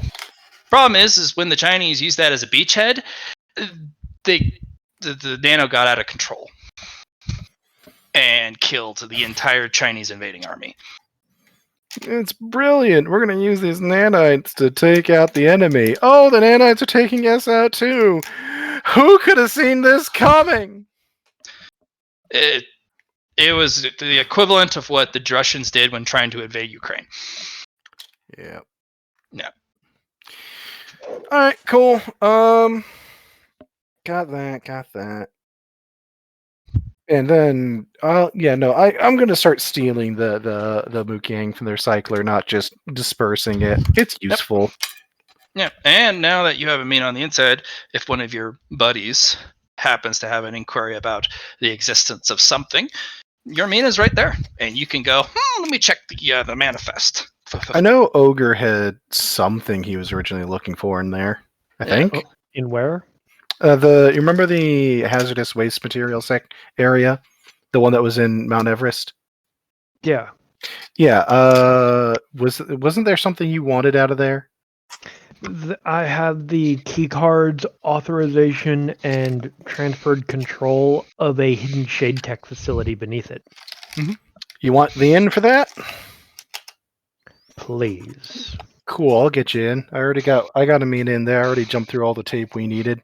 So you just go down there. The site has been closed down, but it is completely accessible with the key cards, and it's just shade tech in storage containers. Oh, so it's just a shade tech warehouse, not a It proper used to be a lab. facility. It used to be a proper facility and lab, but they couldn't get the power consistently down there in the amount they needed for the research and powering the equipment. And it just became unfeasible. So they just hacked everything up and tucked it in corners and in boxes. You mind if Huh? you mind if there's any repeat items? If I could get a sample for integrating into my systems. Yeah, be my guest. But Cool. in exchange, you transfer it to Ares. That's not even hard. Done. Okay, yeah. You have the full collection of operating and prototype shade tech, because that was the literal lab.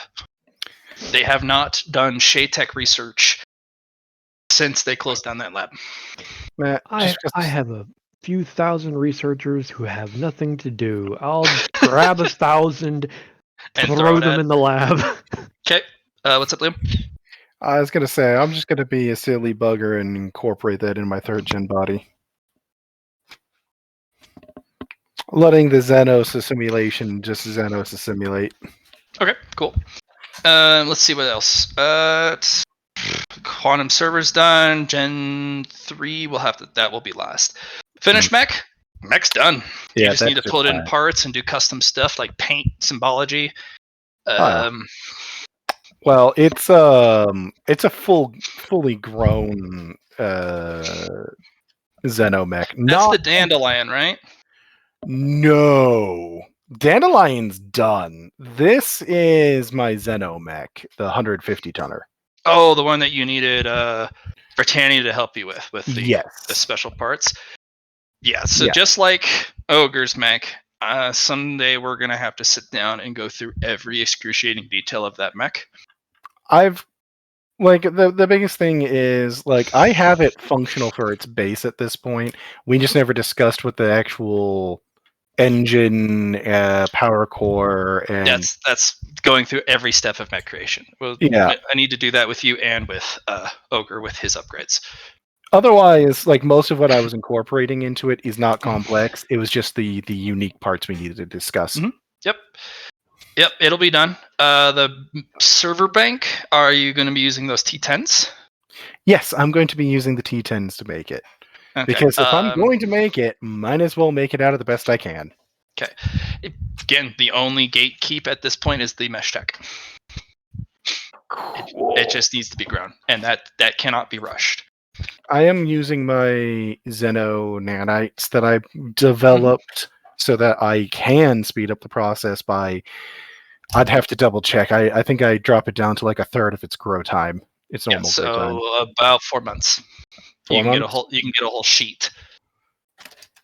And a sheet is very large. How large again was it, Ogre? A full sheet of this shit?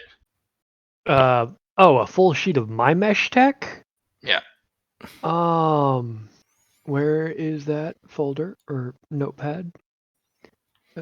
Territories and finances. Wrong one. Yeah, just send that to Liam. How many squares a sheet of mesh tech is? What do I need to make a server stack?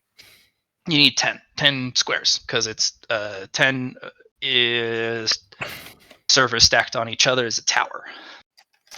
Yeah, I meant how many sheets, or how much of a sheet do I need? You only need 10 squares, which is So, one sheet, Liam, Mhm. produces 800 squares. So I can get what I want running for the server a lot sooner than the full sheet being grown. I mean, I have a stockpile. If you these need- are new No, ones. this is custom. I've made a new Oh. mesh. For me, it takes a whole week to produce a sheet. The problem is selling it. I'm not selling it. Hell, you could borrow ogres for a fee and grow your new mesh tech a whole sheet in a week. Could I borrow? I don't know if you have it used for, if it's in process for something. No, it's my because I am still spreading the word that mesh tech is purchasable. Very few people have actually come to purchase. Cool. Yeah, a lot of people don't have the money, man. Like, Yeah, fuck. So let's see, it's 10 it does, one sheet does 800. You said? yeah. Yep. So in a week you'll have 800, which means you can make Do quite 80. a few. I can do 80. Hell, Yeah, with that many, you could probably start swapping out whole stacks, whole towers of Thunderhead. At for the new moment, ones. I'm doing me. Doing you, cool. I'm All being selfish for this. Okay. Don't forget the heiress. Yeah, I'll get her one too. I mostly want to make sure it doesn't do anything weird when I do it first. Okay. I do. There is one downside. You do need to be a level 1 psionic to use this. Easily As literal code. You have to have a psionic essence on your code to use this server. Does that might Potentia work for that? Yeah, you can use Potentia to get yourself psionics. 100%. Well, I already have it from that. That's why I was asking if that counted. Potentia or merit, or just you have it as a intrinsic characteristic. If you're a virtual entity and you're psionic, then you can use these servers. But it is incompatible if you are not psionic. That is the downside to this particular module. Terrible question. What would it cost me if I wanted to put merit into Nieth to give her psionics? It would cost you 500,000 credits because I've got a serum for it, and we've figured out that my pure Chemtech serums can be applied to cybernetics. Mm-hmm. Yeah, for a cheap price of 500,000 creds, you can make pocket change. The change in your pocket. Let me check. Hey, I found some lint. Will this work? Yeah, thanks, friend. For the cheap price of 500,000 credits, you can be psionic. The expensive part of it is don't let people know that I have a means of just making psionics. I assume you're not going to tell anybody that I'm making tier 10 quantum computers, Zeno computers. As long as you don't mind giving me a couple. No, I can make you a couple. I'll tell you now, it uses diminium, so it's a bitch to actually make, but I've got plenty right now.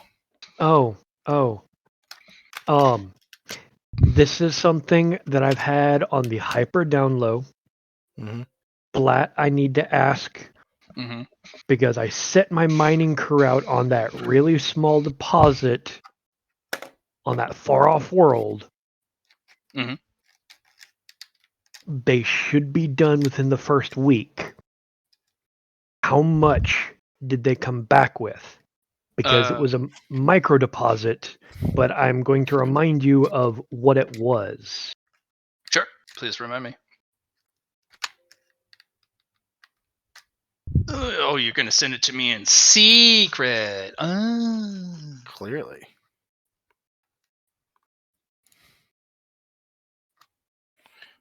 I need to figure out the crystalline computer stuff, because I can grow crystalline structures.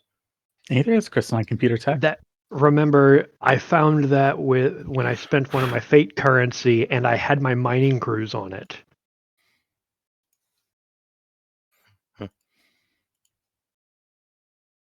Just double taped. Yeah, your team has successfully secured it. It was a little difficult to extract. There was almost a couple mishaps, mostly because of the surrounding terrain, but they got it. It is a 1-ton deposit. Okay. I just go, oh, you need dynaminium. How much do you need, my friend? I basically have what I need, but now I'm curious. I mean, I found and mined out a dynaminium deposit, so I've got a stockpile. How? A ton? A ton. An exact ton. What is? There is so few uses for that stuff. The Empire will be set for quite some time. And it's all proprietary property of Nix Enterprises. You do need to be hyper careful with that. That thing goes bad the moment it's exposed to Atmo. That's why I paid the ludicrous amount. It's all in stasis crates. Yep.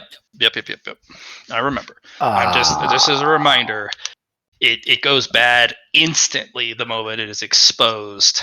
So it has to be. There's other issues. There's actually another issue. They actually have a radiation that can damage stasis equipment.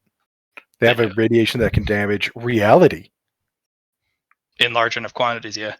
A ton, I believe, would be a large enough quantity.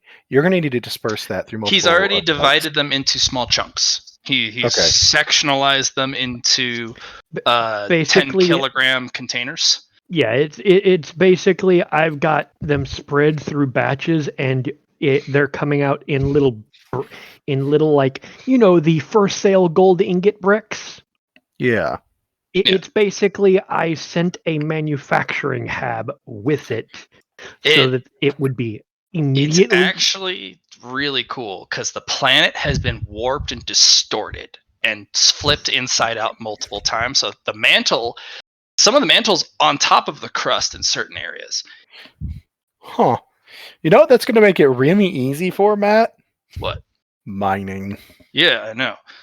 His enterprise, Nix Industries, a lot of his researchers are like, send me to that planet immediately. I want to know what the fucking inside out planet looks like. This is crazy. Cool. If I could get additional 50 kilograms of that, that's like only 100 pounds. I'll be set for anything I want to work on for a long time. Yeah. Congratulations on that. Way to keep track of that. That the Thunderhead will literally buy that down to the ounce. It would be a discussion of price after the toll's gone. Cause Oh yeah. No, but no one else knows that you have it. Mm-hmm. So I can make 10,000 chips with that.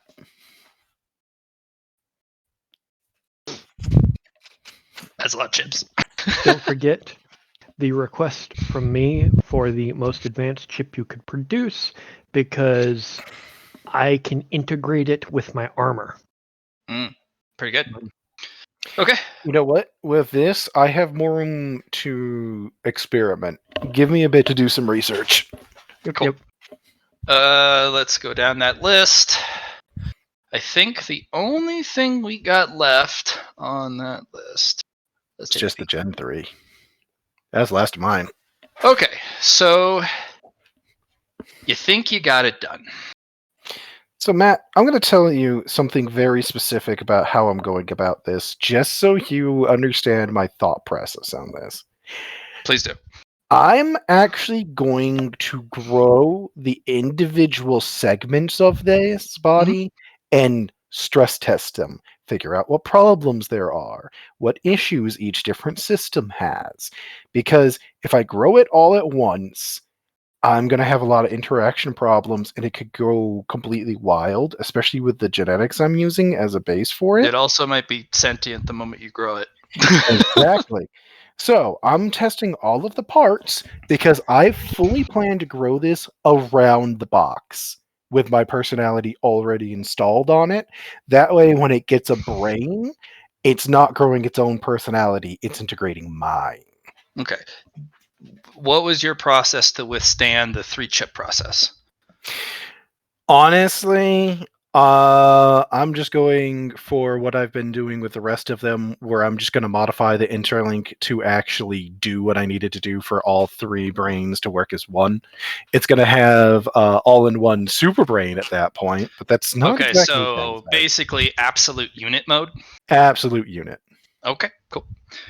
Yeah, interlink can do that. Stress testing each individual part, that bypasses a lot of the hijinks I was going to throw at you. The only major problem that you come across is the onboarding of the brain. There is massive errors, huge amounts of destabilization, desync. What exactly, bring this down from what a supercomputer would understand to something I can understand as to what it is a literal compiling error.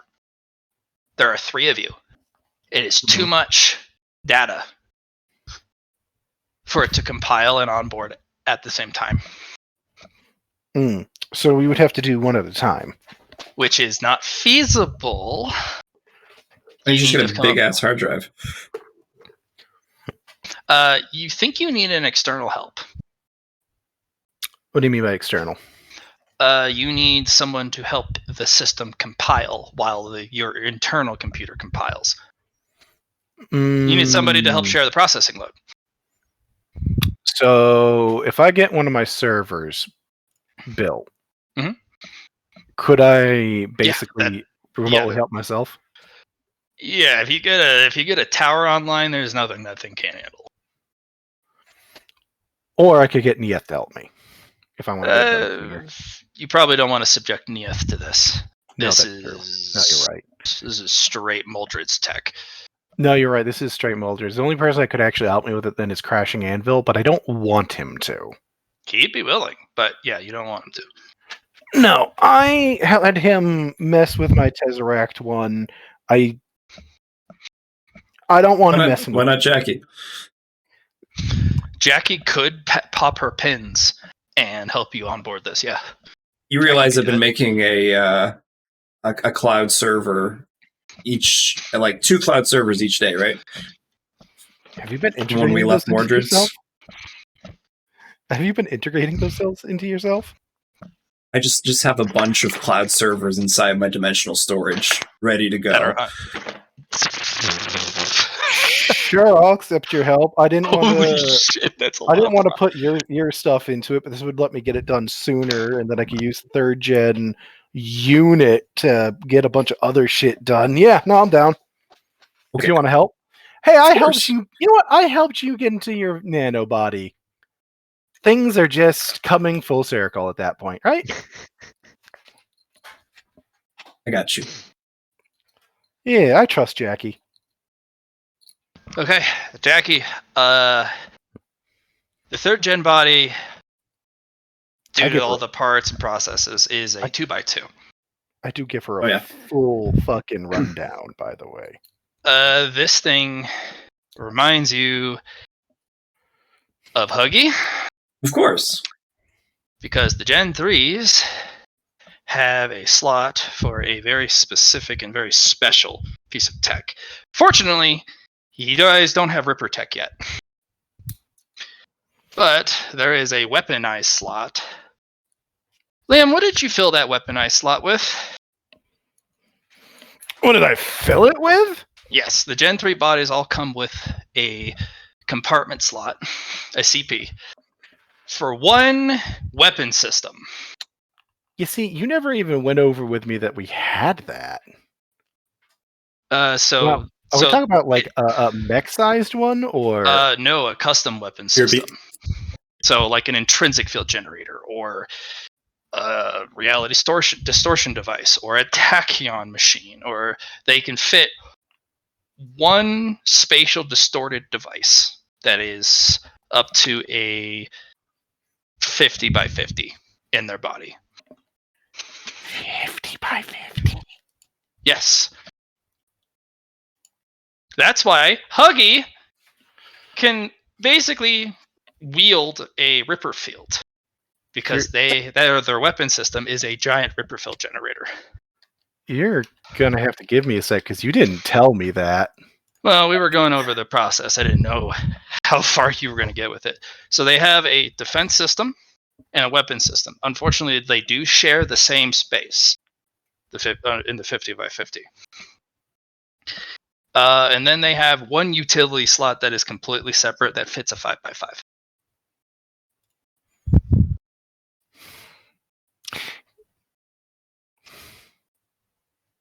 I almost want to slap just a shit ton of servers into it. I touch your ship. I have hacked it. Suck it. But that's so much put into one spot, and that might be a little too much in one spot. Ah, fuck. You can think on it. Give me a minute. Move on to somebody else while I think about it. The only one we jump to is Jackie. And Jackie, I think Johnny... Oh, I thought Ogre was next. Fair. Okay, Ogre. Phoenix program check and expansion. Remind me what that is. That was my rebuilding of the ACE program. Oh, yeah. That I brought in forces from all over the fucking empire to rebuild and basically took over a moon. Yeah, the toll has told you you have been granted permissions to open up a new department under this particular projection. It is under probation and under trial because they're not just going to approve it due to the example the ACE department unfortunately has set. Yep. Basically, it will be kind of the way the Obelisk Corporation or Foundation runs and makes decisions. Results. So basically, once you have successfully shown the infrastructure and the operations, they will then send your pilots and their mech, along with their support team or however you want to do this, to each of the different fleets, the active fleets, and depending on the logistics, because they're not going to foist aces or your new phoenixes on the fleets anymore. The Phoenix department must provide all resources, assets, and finances for their pilots and their mechs. And that's why I bought and paid for a process so that basically I have turned half of the moon into crew training and half of the moon into the Phoenix program because one half of the moon is training the pilots, the key personnel, that kind of stuff. The other half is training the specialized crews and shit for the ships that are going to be ACE exclusives. Okay. Basically, I'm setting it up so that there are going to be recognized Phoenix ships that are basically going to patrol around known areas. Yep. And get so that they can show up when a fleet is in combat, deploy the ACE to fight, and the ACE will return to the Phoenix ship. So it's basically it's what aces are supposed to be. They travel to the battlefield, fight, and then move to the next battlefield. It'll be up to how you want it to run. It is your baby, and it'll either fall on its sword or succeed, depending on how you want to run it. So it's expanding. That's why I've got all the VR programs, all the ludicrous levels of training, the Chemtech enhancements, and everything. Sure. I am. This is my baby. Okay. Voidwalker's Secret Security for Next Enterprises, that's been completed. Yep. The Voidwalkers now have their stability devices, and you have a constant and stable supply of Baratine gas, which is what they need. And they wanted to work with me, so I'm letting them do what they were trained to do and letting them live their lives otherwise. Okay. All right. They're ready to go. As for the Chemtech and new long-term rifle research, that's well underway. You have how many people on this? An entire Chemtech department, and God, checking my notes, I have a total of 40,000 researchers, and I threw 30,000 of them at that research. Okay. That'll get done in 4 days. Did I tell you how much money you're going to need for this? To expedite it to 4 days with 30,000 people on payroll? Yeah, I threw a couple billion at it. Yeah, that's what I thought. Okay, it's just Colby. Yeah, it was here. This is a ludicrous number of monies. You will have a prototype bolt action long tom with Chemtech rounds. Just they'll have one in 4 days. They're going to need several days to test and modify. But by about 12 days, they'll have a successful prototype, and then they can start manufacturing them if you need more. The important question that I have is, did they blow a hole in the facility? Almost. It was borderline. Somebody, unfortunately, almost catalyzed a reactive agent, and it almost went off. But one of the No, I guys, meant when they tested the fire of it. yeah, no, they. Because I just need to know if base commander at any point showed up and goes, "Why are there holes in 20 floors of my base?" Not precisely. These are not rounds meant to puncture. These are not penetrating rounds. These are high explosive goo rounds. You hit a target, it deals exceptional impact damage with a huge explosive. So if you hit a target, it hits all adjacent parts too for its full damage and applies the Chemtech deteriorating acid to all the parts that it hit within the blast radius. So if you hit it in the torso, it hits both arms, the head, both legs. Gotcha. These are not penetrating rounds. These will chew through a motherfucker. It's basically you have a long tom and an acid bane, or a metal bane cannon combined together. I just send a picture of it to Lilith. Just the bolt action rifle.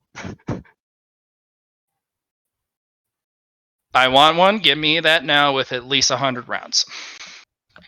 How much is the purchase price? Because I want it. Also, I want one for Jackie. 100 rounds too. How much is it?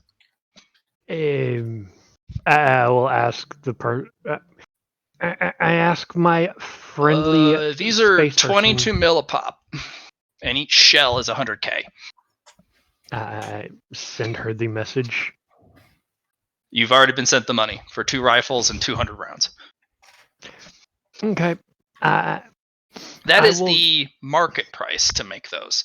I don't know how much you or so they're French. How much? So they get it at market. They get it at manufacturing price. Market price is whatever you set this son of a bitch to, and how much you want to send the shells for, which will be what will be on the Excel sheet for book 2. This, considering the power of this and everything, it's going to be at least 4 to 5 times as expensive as the hypervelocity long tom. All right. Or purchasable at manufacturing price if you've done something of recognition for Nix Enterprises. Or the Thunderhead? Or the Thunderhead. Okay, cool. It's if you did something to where even the Thunderhead went, you deserve a cupcake. Here, have this bolt action long tom. Would you potentially put up your products on a list of meritorious acquisitionable objects, such as if there is somebody who just absolutely won a battle on the front, like just they were the ace of the front? I will have absolutely no problems doing that, as long as Thunderhead agrees to absolutely purge anybody who attempts to steal my manufacturing process for this. These are state secrets. The new prototype weapons that gave the edge in the war, doesn't matter which business it comes from, those are state secrets. Then, yeah, I will happily put it up. Okay. And if there's anybody who pings it, I'll get it manufacturing. Cool. Does anybody besides Jackie and Lilith on the friend list want one? Want a what now? A Chemtech bolt action long tom with Chemtech rounds. No good. Or what's it called? God, what's the hyperdense metal? I'm blanking on it. Or Star Slab? Or Star Slab penetrating rounds. Star Slab tip. You know what? You make those long time rounds missiles, and we can talk about it.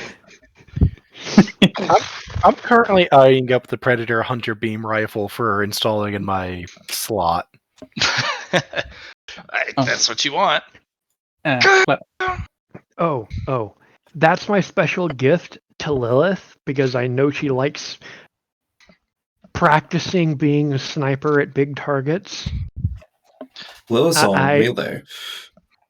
Right? Lilith loves her melee, but that's what she specializes in. That does not mean she forsakes the ranged. Yeah, because the King Crab, it still has the big gun. No, that is Slips. King Crab is Slips, right. not Lilith. The special gift to Lilith is 10 of the Star Slab penetrator rounds. Fuck. Used with caution. Yeah, no shit. Those are ship puncture rounds. That's, you know where the core of that ship is? Put a hole in it. No shit. Star Slab tipped fucking artillery shells. Alright. Further down, preparing for the sudden blacklist storm to be carrying more favor. It's just selling stuff, and if people are desperate for things and are big names, it's the cut them a discount to get a you owe me token. Yes, the currying of favor. Okay, cool. Spending time in the grow house with the Das Murder Boo. Yeah. Okay, yeah. Hey, Ogre. Can you swap out that chip after you... can you swap it out with upgrades? The one that that you wanted from me? It's destroyed afterwards if I swap it. Oh, I don't give a fuck then. I'll give you a chip now and give you an upgraded one later. Okay.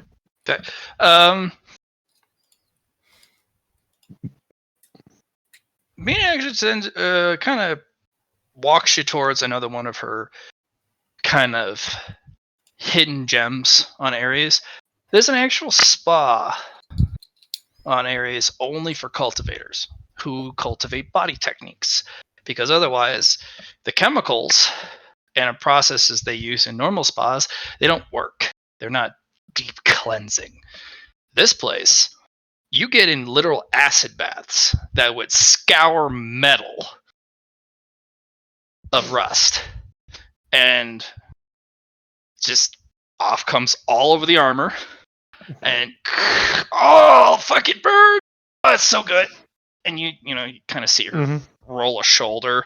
You can almost, you can't hear it, but you can feel the rusty creak. Oh, it's so good.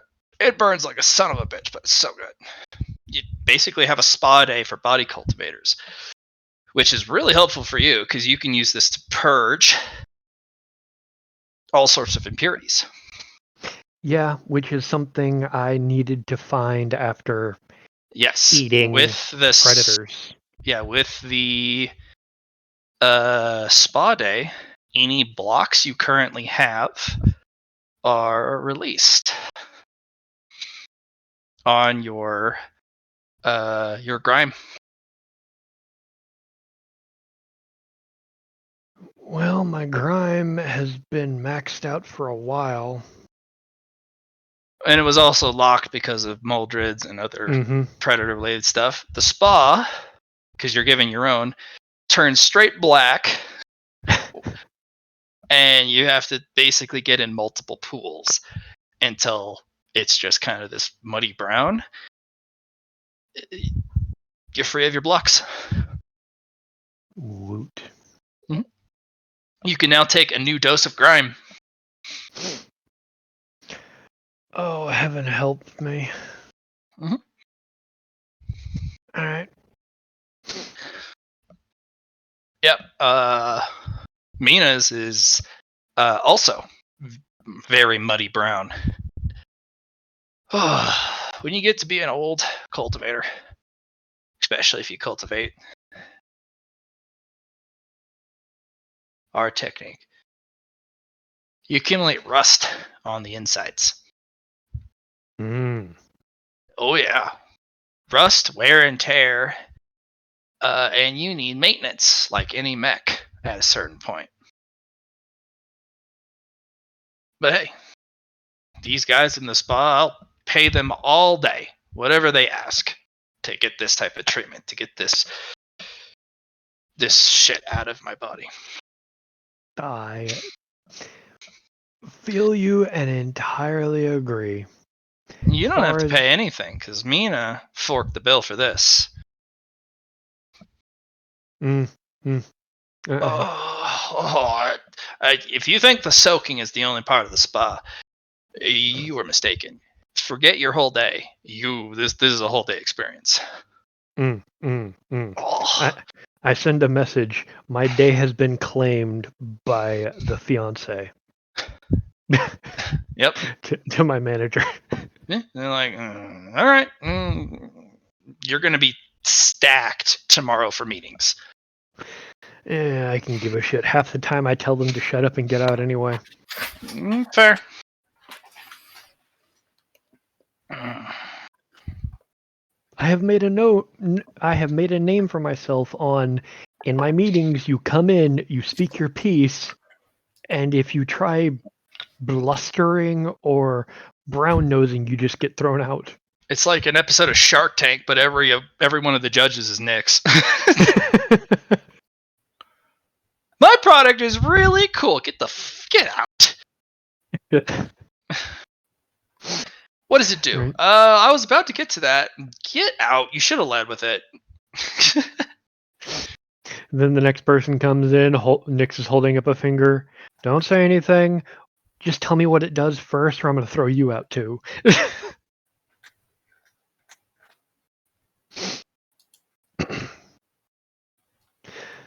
But yeah, no, that's great. Okay. All right, let's scroll down to. Oh gosh, Jackie's got a couple things. Yeah. Okay. Awareness, inverse awareness of ship. Yeah, just it's mostly getting a full idea of the ship through the diagnostics that Aether's gotten, and just kind of asking the internal intelligence about things, and using this time to figure out where all the points are going to be for the external potentia. You talking about his Leah ship? No, my ship. Are you blanking on my ship? I am. Oh, you mean the inheritance ship? Okay. Yeah. All right. By the way, so you know, Jackie, you have as of now 8,500 potentia directly available for use on that. Okay. This thing is exceptional at what it does. Its security encryption is far more sophisticated than your species can handle, and then there are glaring vulnerabilities that it just can't predict because your dimension is so wildly different. Yeah. That a basic hack / virus / social engineering We're Trojan. gonna call it update. Yeah, if you can get an official update, or at least for it to intake a single file into the master, it's over. That's all you got to do is get that one fucking virus file into the system. It's got security out the wazoo for that type of stuff, and it's very paranoid. But if you can trick it, then over a series of a week, it'll then warm up to the idea of Potentia, and then you put Potentia in it, and then it's on your team. That's it. But you would need a sophisticated virus, unlike anything you guys have ever seen or built yet. But there's an interesting program that Mina has come across called Rolling Thunder. And you know what's really good at? Disappearing. And if you can put the virus program under a Rolling Thunder umbrella, you're not sure this thing can even detect or even understand that there is something that's hostile. So that's all you need. Yep. So I know Mina allocated one of themselves to this. Aether, I don't know what happened to Aether. He disappeared to go work on a specific project. At the end of the week, he'll be available. Okay. Or Aether, if you want to extend, because it'll take a week to build the Crystal Buddy translator. Did you want to help Jackie at the first part of the week, and then do the Crystal Buddy at the later part of the week? What are they needing help with? I'm not sure. Jackie, what do you need Aether for? So we were working on, just like you were doing the crystal aspect. Mina was working on the virus aspect, and I was getting ready for everything else. I just know we were all in it together at the very beginning, last session, and then everyone's doing other things. So I just wanted to know if you still wanted to be in on that, or are you leaving? What do you need? Like, that's the thing. What do you need from me? Because it's Crystal Tech. Are you wanting a way to input it? I suppose that would be a good, because you're the energy. Even though Mina does have energy control too. You were figuring that part out, and you were trying to study the diagnostics that came out from it. So I'm kind of confused what you need my help with here. Do you need? I don't know what I need your help from. I just thought this was a group effort. That's all. Because I was doing two things to prep for the what's it called? Conference that we were going to do. But as far as that, I can make a data crystal. I can try to make a data crystal for you guys to put your stuff on, but I can't do that until you guys have the virus you want and the data uploaded. Okay. And then, but I did post what I was going to do for my second week. So you know. Okay.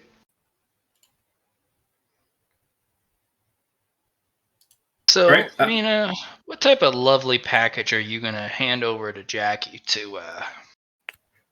Well, of course I'm incorporating Rolling Thunder into it, because that shit's funny. The weapon that's been used against the Thunderhead this entire time, now coming in clutch against other invading races. Funny that. Oh yeah. It's almost like if we weren't working against ourselves, we would be so much more effective. Every empire has growing pains. Oh yeah. Otherwise, I guess. I mean, the objective is to have this, like, just to have this reprogram, right? Like, just kind of convince the unit that Potentia, good. Yes. Yeah, basically, pretty much. Trick it that Potentia is a new authorized energy type. Cool. I'm just going to repurpose the personality program. I'm just going to reprogram it to do. That is diabolical. The Yeah. personality override program. Yeah, I'm just going to overwrite its personality mildly for the purposes that we want.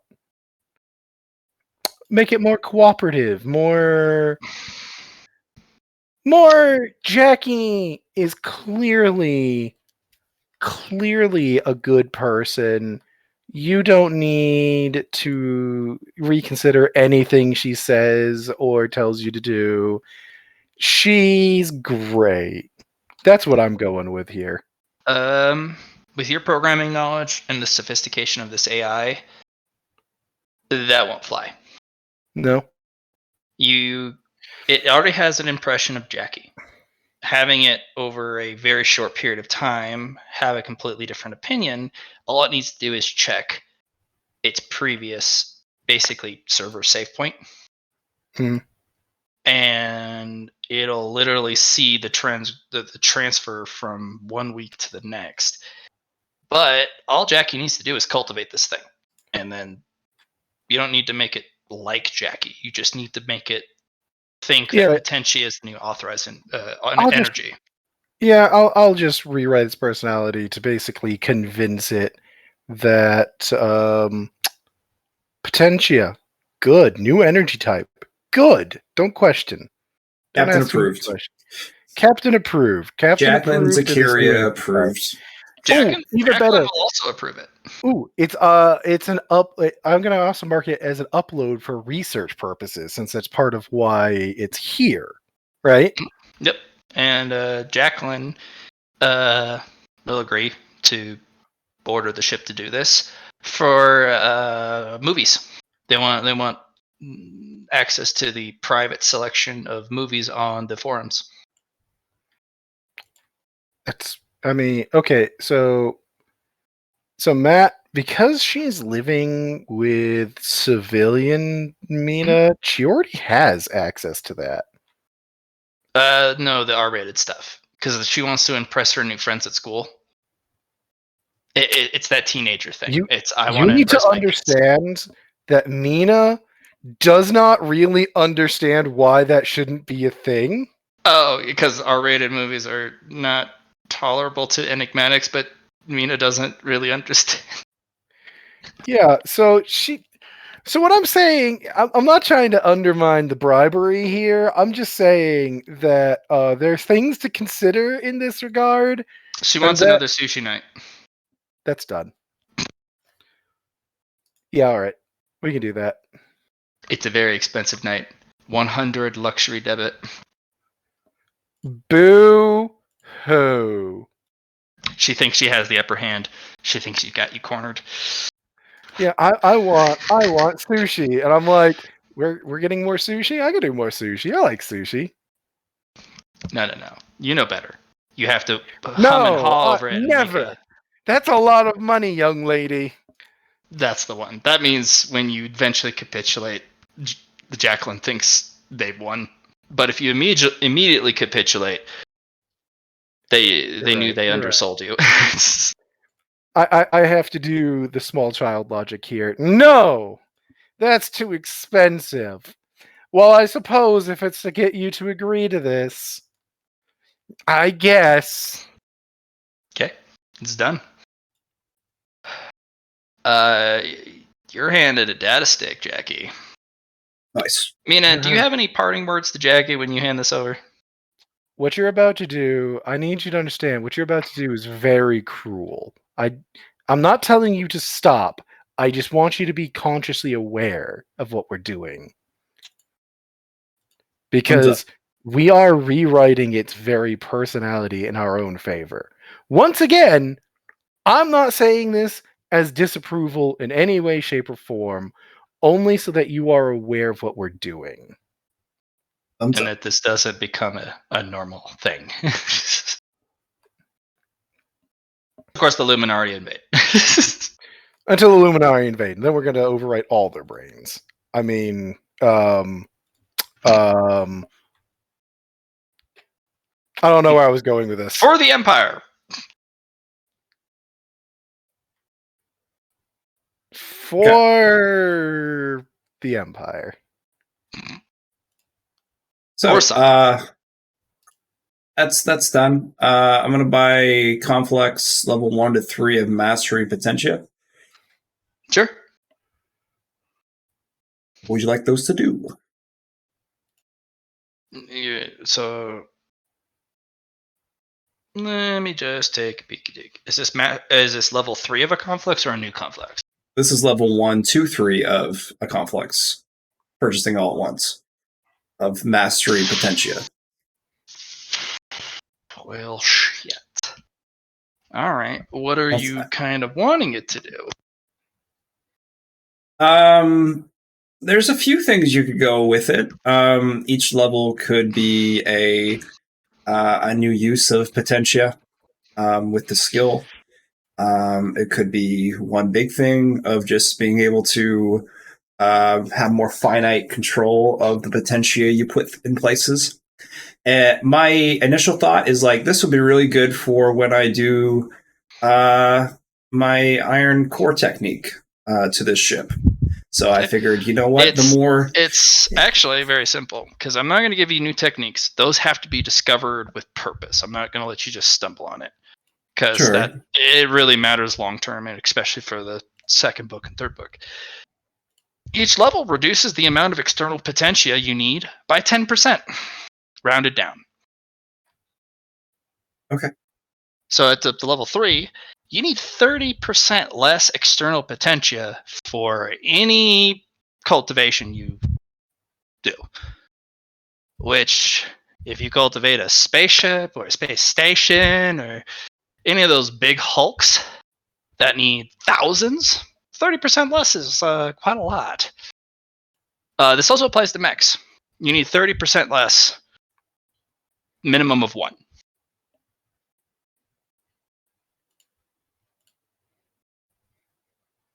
I like the efficiency for it. Let you cultivate more things. Each level also grants you 1 extra thing. Each one gives you a control node that you can put into your cultivation techniques. Not for internal cultivation, but for each mech.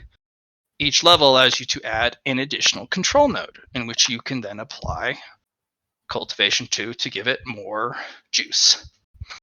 So basically, you're giving each of your structures a tree per level of the complex that you can invest in.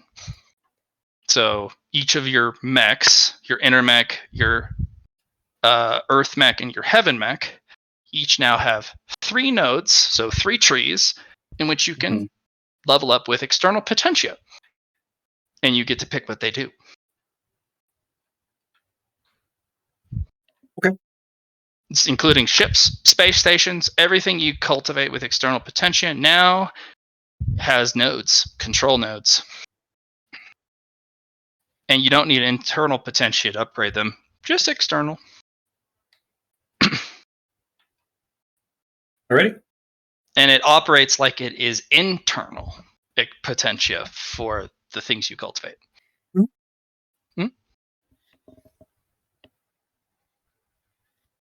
So, awesome. I'm buying Internal Fortress, sorry. Yeah, that's the mind protecting thing, right? Yeah. I thought it'd be useful. Sounds pretty good when you're about to fight aliens. Yeah, with psychic stuff. I know I have some psychic protection already, but I figured that would be the cherry on top. And I had 15 merits, so I was like, Spend it. If you guys have 50 merit, it's not a bad purchase against the bugs. What purchase? Brain fart. Eternal Fortress, which is a 50 merit purchase into the legendary qualities.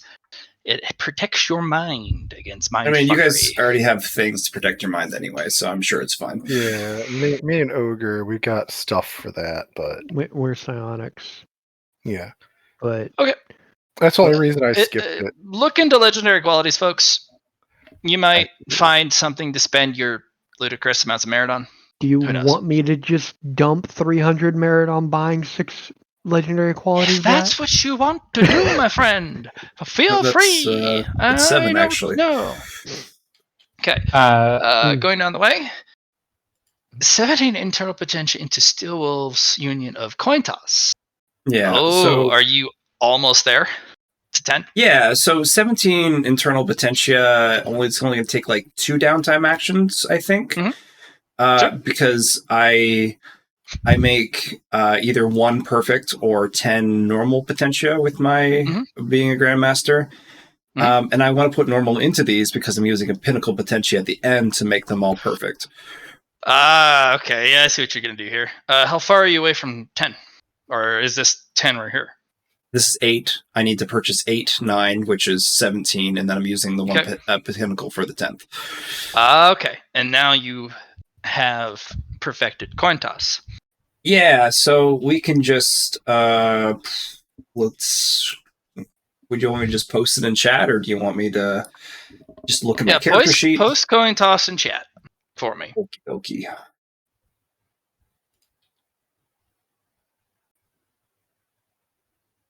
Too much.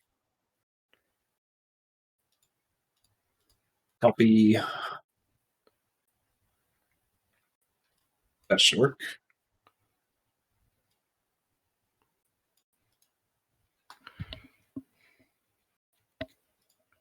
Okay. So I feel like you can just skip what 8 and 9 and would normally be and make them the perfect ones because I'm gonna do it the 10 anyway, just to save yourself time. So what is the bonuses you get? The bonuses? From coin toss.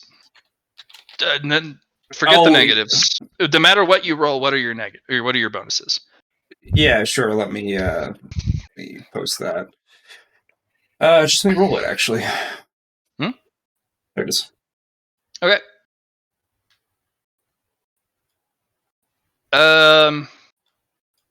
So when you pinnacleize this, you and Ice Queen, or IQ, are now no longer separate entities. You are one. Yeah, that was the whole plan. You are one. Go ahead and add to each of those characteristics 20. Cool. What they would normally give you a negative, add to your characteristics 20 to weapon skill, strength, and fellowship, and then add to your ballistic skill, agility, intelligence, plus 20 to the characteristic.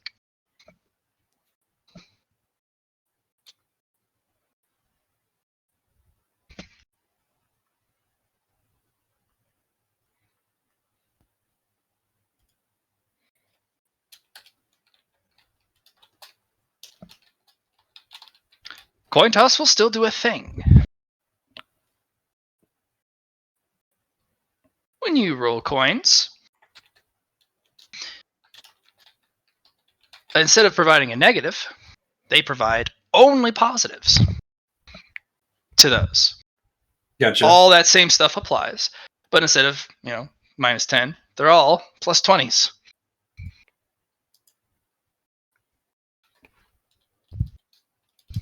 Is this for 8, 9, and 10?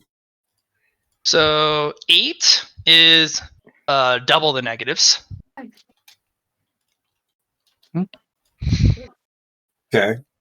But if you pick a 2, you would get double the negatives for the 2 rolled, but you would get plus 20s to the 1. And then the 9,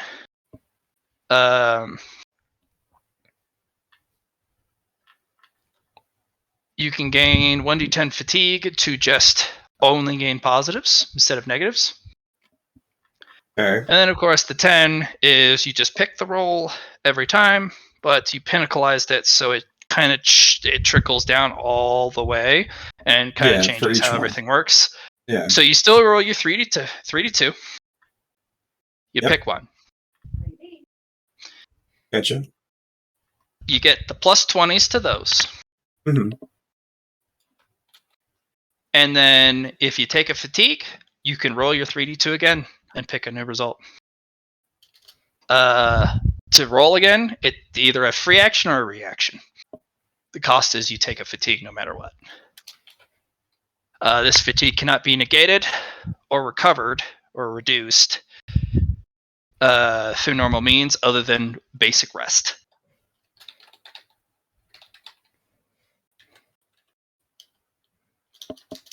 So you can basically just go, I'm looking for a 1. You roll all 2s, take another fatigue, you roll your 3 again, as long as you have the free actions or reactions for it. If you don't have free actions, it chews up a bonus action. If you don't have a bonus action, it chews up a half action.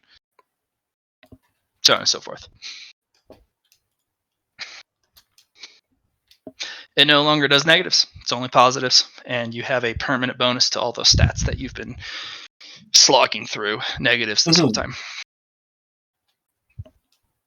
The Steel Wolves have much to teach, and you took it to the literal pinnacle. Yeah. For IQ, I know they had 3 at natural intelligence. It's added to yours. Yeah.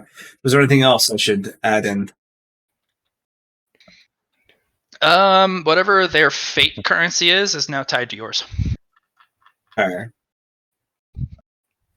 If you were to die and IQ lives, IQ is your backup, and vice versa. If IQ gets killed and you live, you are IQ's backup. Mm-hmm. IQ can now be installed on a tower.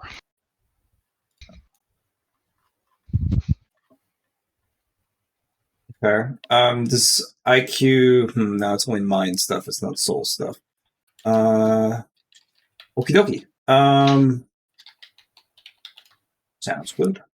IQ is just a secondary mind for you. It's a second brain.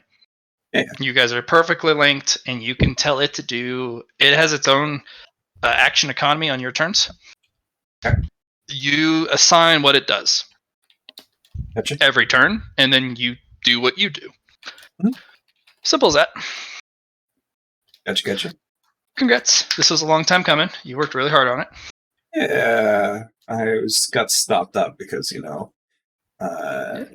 stuff. Anyway, second one, since that's all done, let's do...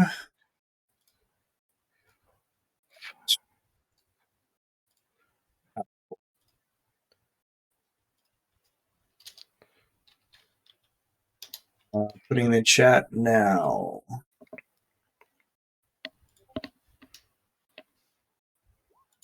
So I got another 5 unlocks. Whoa. And then, of course, they're all turning into, to perfects on the 10th. So, Are you getting to 10th? Yeah. Holy crap. Just costs 30 in turn. All right, everyone. This is what we call pulling a Johnny. Mountain of power-ups. I only got like 100 merit I can borrow. I can really break Flat's mind. You stop that. Stop being cheeky bricky. You had the opportunity. You could have made all 200 merit yours. No, 400 merit yours. Yeah. You could have broke the game. you did the nice thing and didn't break my back, which I appreciate. I could only spot Do it. Don't do it. What was it Mental Fortress and Don't do complexed it with all my girls. Ugh. No, that'd have been actually really good. So I'd like more fatigue thresholds, I think. Let's do 3, 3, so another plus 10 internal power, and then another 3 fatigue threshold increases. All right. And then the 10th will be whatever you want it to be, because that's the pinnacle one. And then everything trickles down, and then those ones get turned into perfect ones. So that make it easier on your map. Level 1 is your fatigue threshold increase. Yeah. And then you get +1 heat maximum on your mechs. No, it actually gives me +1 heat. Okay. That's pretty much your what pinnacle. that one. Your pinnacle is simple. Remove the +1 heats on all of them. Gotcha. What is the fatigue threshold now?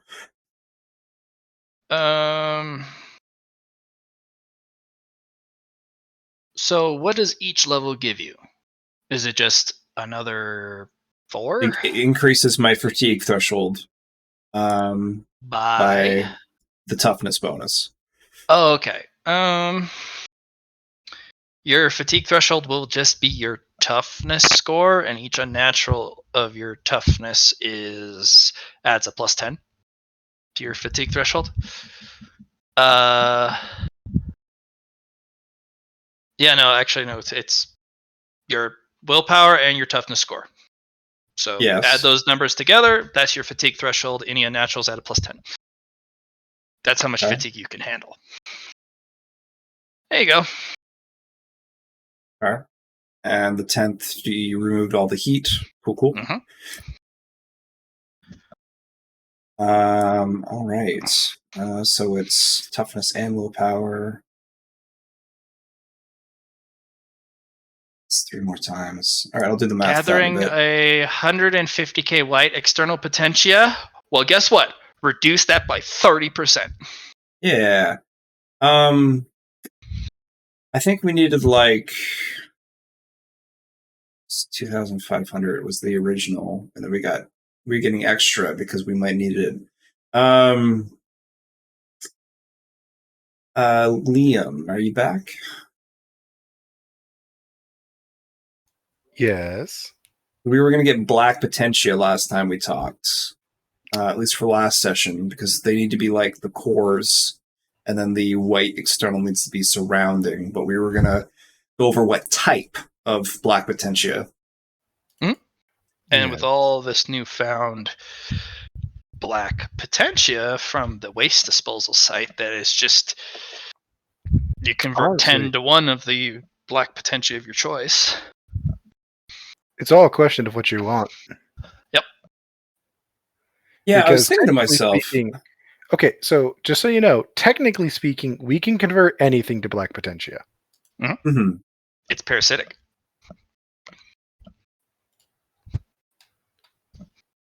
Yeah, I was thinking to myself, like what would be best to be those things if they were all more central around themselves, or maybe like a split between military might and home. That's kind of what I was thinking would be the best one for this, but I don't know what kind of black those would be. So when you say home, what are you thinking here? Well, it's come from the hearth, right? But I was thinking like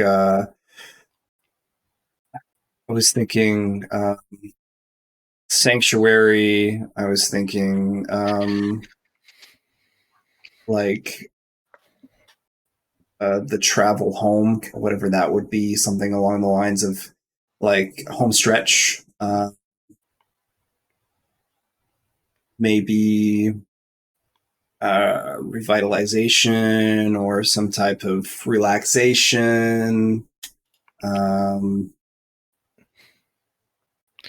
So essentially, if you were to do that if you want to do like relaxation and stuff, you would be finding yourself with a bit of sloth at that point if you do it the black potentia route for that. Yeah. If you're going to use the black potentia, I recommend it for your offensive.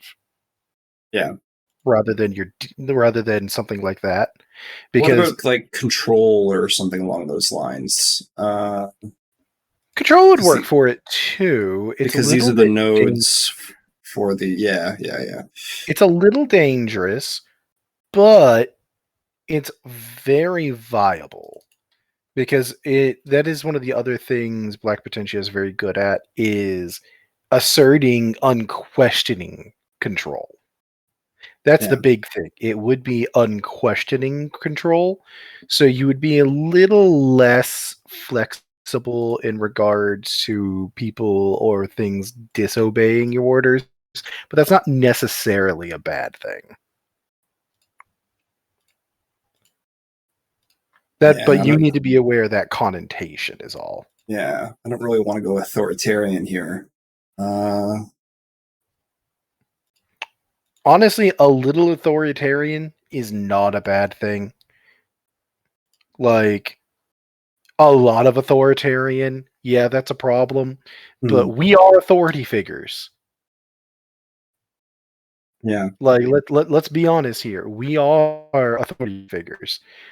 Trying to act like we're not is being disingenuous to ourselves to begin with.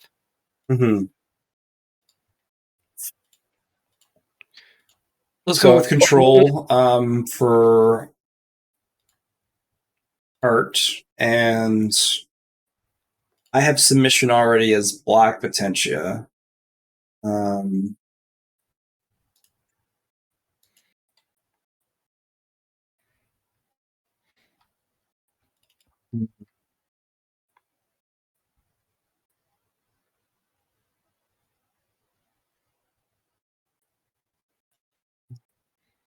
Fortress.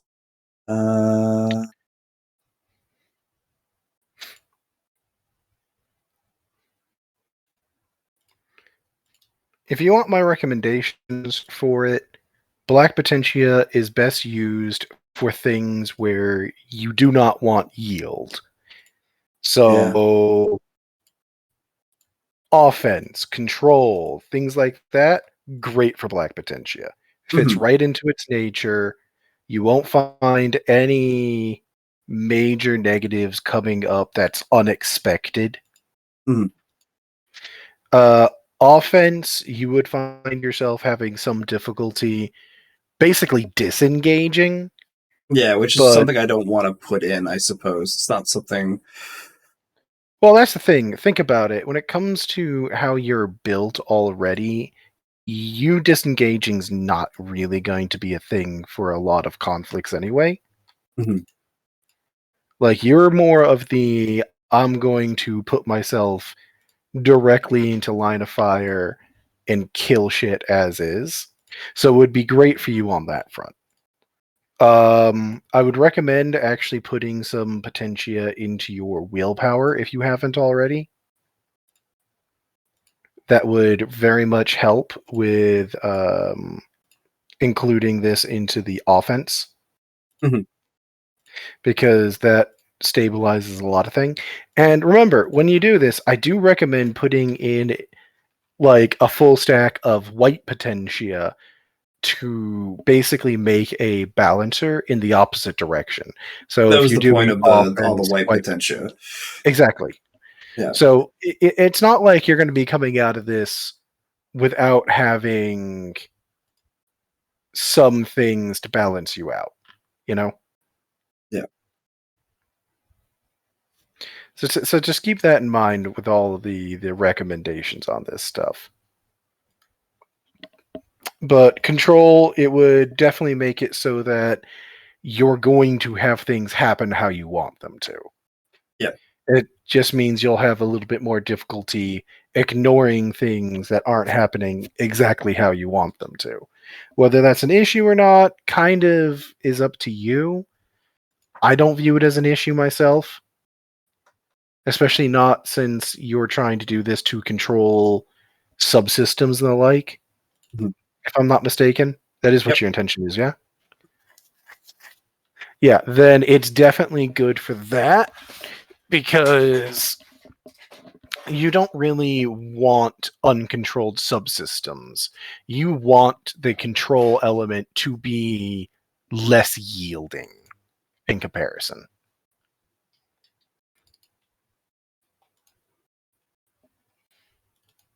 So control offense. Matt, what was some of the Black Potentia Ouroboros had at their station? Ouroboros? Specifically Ouroboros himself, or just the just the people there? No, the him himself, because he's using the hearth technique and had around 70 or 80 Black Potentia. He's got 3 specific ones that are something. One he cultivates on purpose. The other 2 are a causality of the hearth tech. The one he cultivates on purpose is actually pretty simple. Hard choices. Mm-hmm. Basically, damned if you do, damned if you don't. That helps balance things out. Basically, Ouroboros, he's got to make decisions on everyone's lives at any time. And sometimes he's got to let people die. No matter how much he wants to protect them. Considering that he's running heavier into Hearth, that makes a lot of sense. He cultivates that one specifically so the Hearth technique doesn't kill him. Because I was just going to say, if you're going to put any Hearth in, I'm going to highly recommend grabbing that too then. Yeah. Mostly because it gives him autonomy to break the code, to break the conditioning that the Hearth technique of the level in which he's cultivated it, because it's hundreds of thousands of potentia over the whole space station, and without this black, he'd die from it. So hard choices, offense, control, and defense, I think, would be the balancing act here. Mm-hmm. There are 2 that, unfortunately, with a lot of people and time, are foisted on you. Basically, he picked them up ambiently just from people. Yeah. I don't think I need to worry about that so much. It was more of a, it's a home for me, I suppose. There's 2 flavors. The nature of man is the one black that he's picked up. Mm-hmm. The nature of people. And they're just all the different flavors of evil and cruelty and malice day to day. Pettiness, envy. And basically the 7 deadly sins in one rolled up potentia, but it's ambient. It's like a third person absorption of it. Yeah. And the one that is actually most concerning is self-deprivation. Basically, people take advantage of him every day because they consider him an object, not a person. Right. Because 99.99% of the people on station don't know he exists. He's a space station. He's a shipyard. And only that 0.01% know he's an actual person. But that's a state secret. So they treat him like an object, and he has to fight that identity crisis every day. Right. I am a person, not an object. I am a person, not an object. That one is corrosive. Mm-hmm. That one will carve out your soul into chunks and itemize it like you would an object. And eventually you will estrange yourself from the concept that you are a person, that you deserve rights, that, you know. I would actually put in a Black Potentia of, how should I put this, selfishness then, to balance that out. That would actually be a perfect balance. In fact, that would help Ouroboros if you got that to him. So I need to get those extra 2 since those things aren't for this kind of deal. Like, I'm not being a space station here. I'm a ship. Right. You're still going to want it because you're going to be treated as an object over time.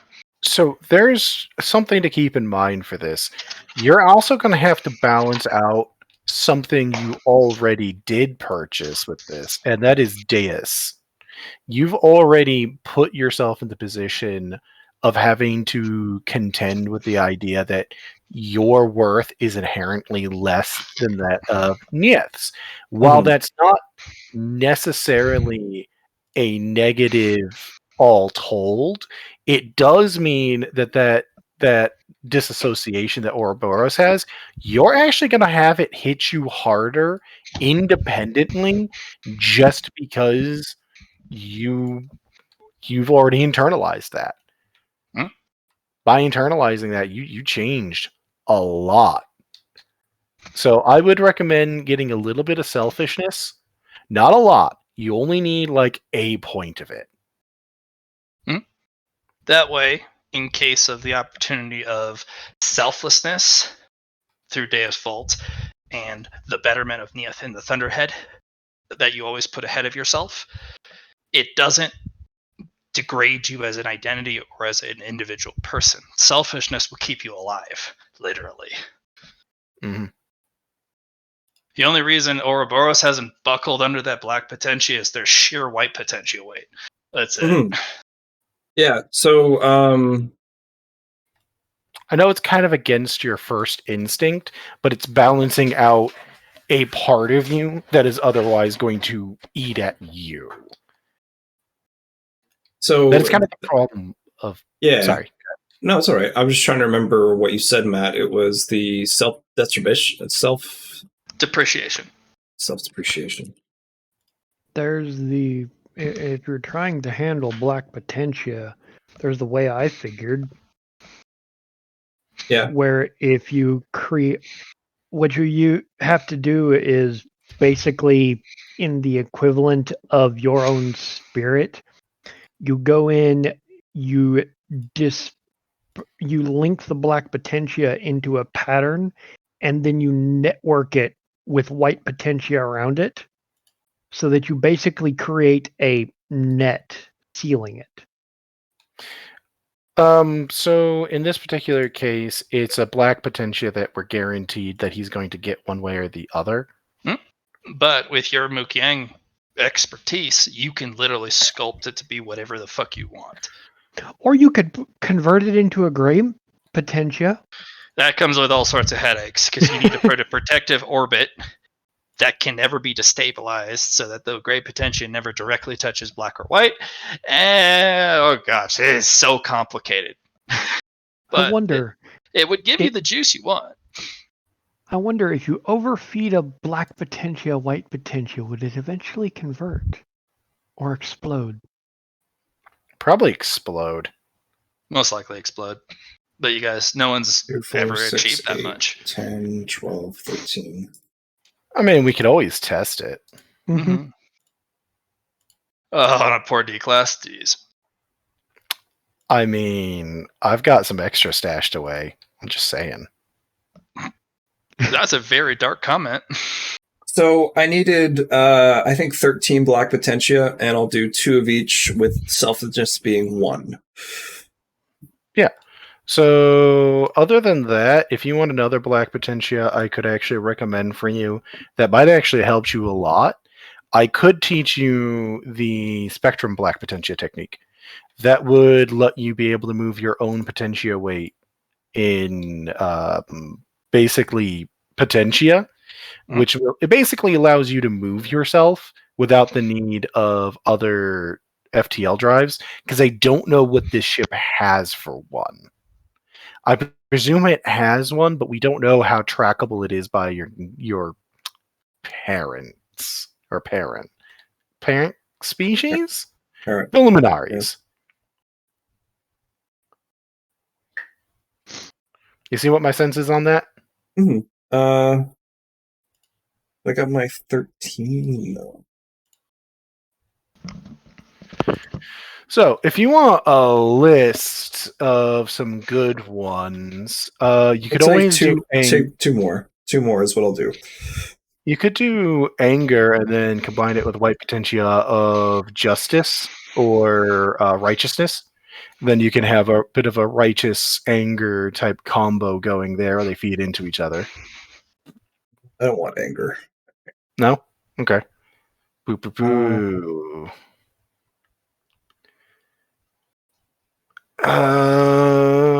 Devouring, maybe. Maybe. Well, the problem with the devouring technique is it involves, like, the actual devouring technique involves eating souls too, which can rapidly corrode other potentia on you. Gotcha. Which is why when I'm developing my technique, I'm being very precise what I develop. Yeah. For Black Potentia facets, I found, or I think Hunter might work for you. It's the need to satisfy it. You have to literally just go out and hunt every once in a while. You intrinsically become a hunter. Even on the battlefield, its big priority would be you target the biggest, nastiest things. If you want something kind of odd, you could go for. There's also Black Sanctuary.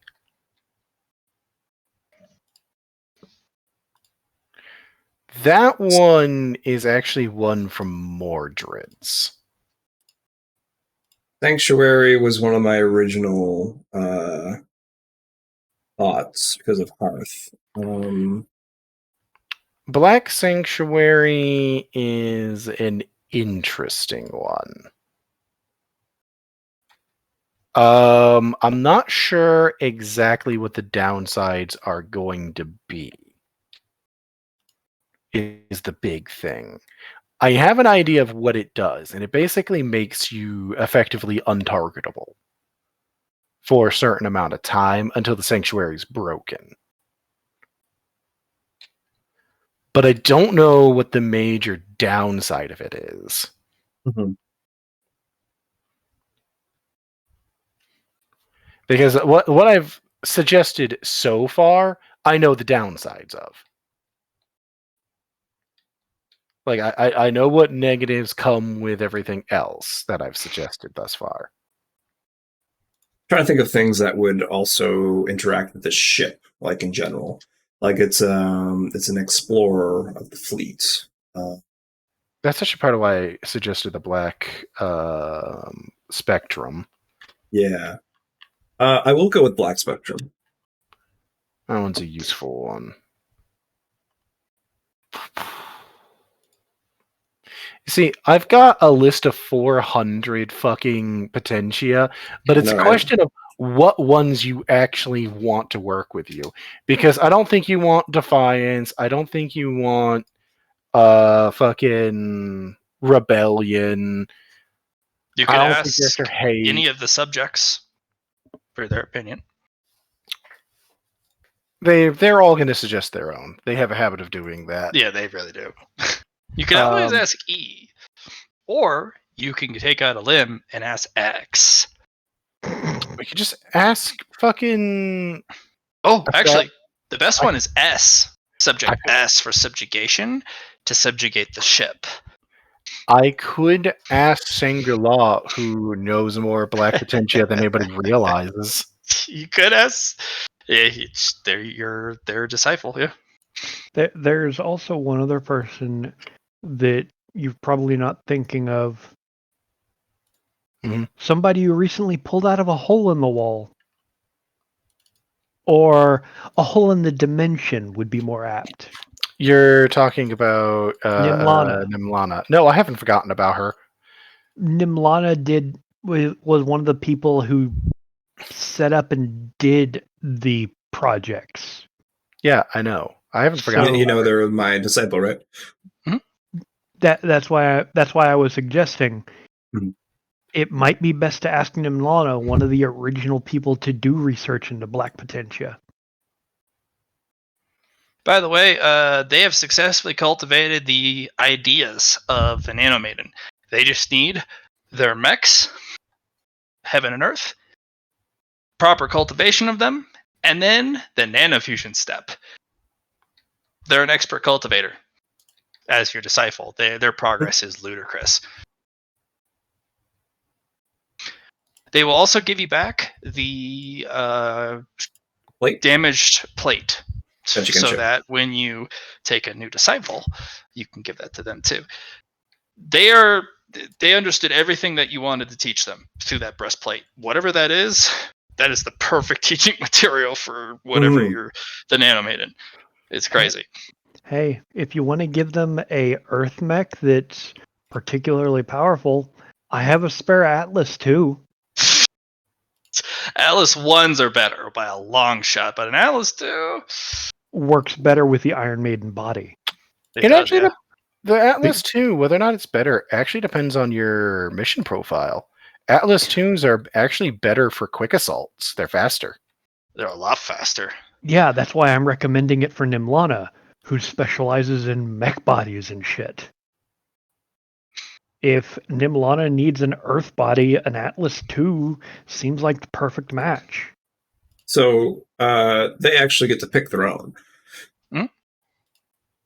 They have a mech cache that they want to redeem. Yeah.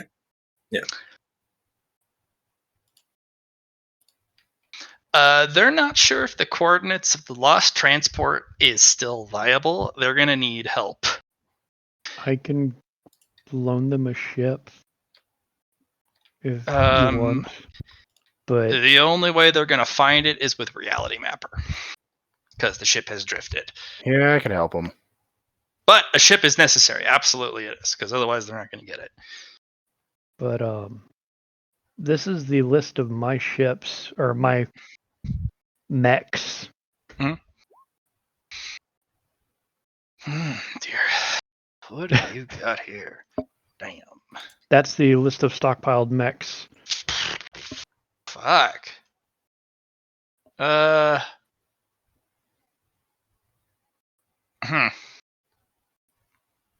Damn.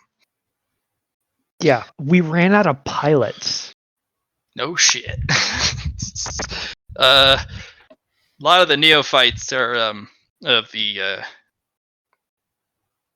of Ares base are they're starting with that kind of entitled privilege of like, if you work real hard at your top of your class, you're guaranteed a mech. But then there's the in parentheses. As long as you haven't pissed off Nyx.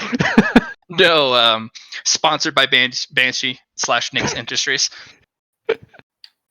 Don't forget who your sponsor is, bitch. You may be top of your class, but these mechs ain't yours until they're yours. And you got to sign on the dotted line. So, what do you think about loyalty? Sorry. In regards to which variant of Potentia are you thinking? Black. That it depends. Go ahead. Go ahead for your thought first, Matt. That's it. That's one of the more dangerous ones. That is an insidious, blind loyalty. Literally, you give the word, it is done. No questions, no thinking, to the letter. Loyalty on the black side is blind loyalty, fanaticism, zealotry. That's what loyalty on the black / Mook Yang looks like. White Potentia has the thinking bits of loyalty, where the guy is allowed to go, wait a minute, this isn't good. Are you sure? Black is like, you got it, no questions, done. Kill everyone on planet, done. Very big difference. I don't personally recommend it. However, if you feel that it would do for your character, I mean, you already have Deus Ex or Deus Vault. That's why I was looking over my negative qualities. You would be compounding on Deus Vault heavily. Yeah.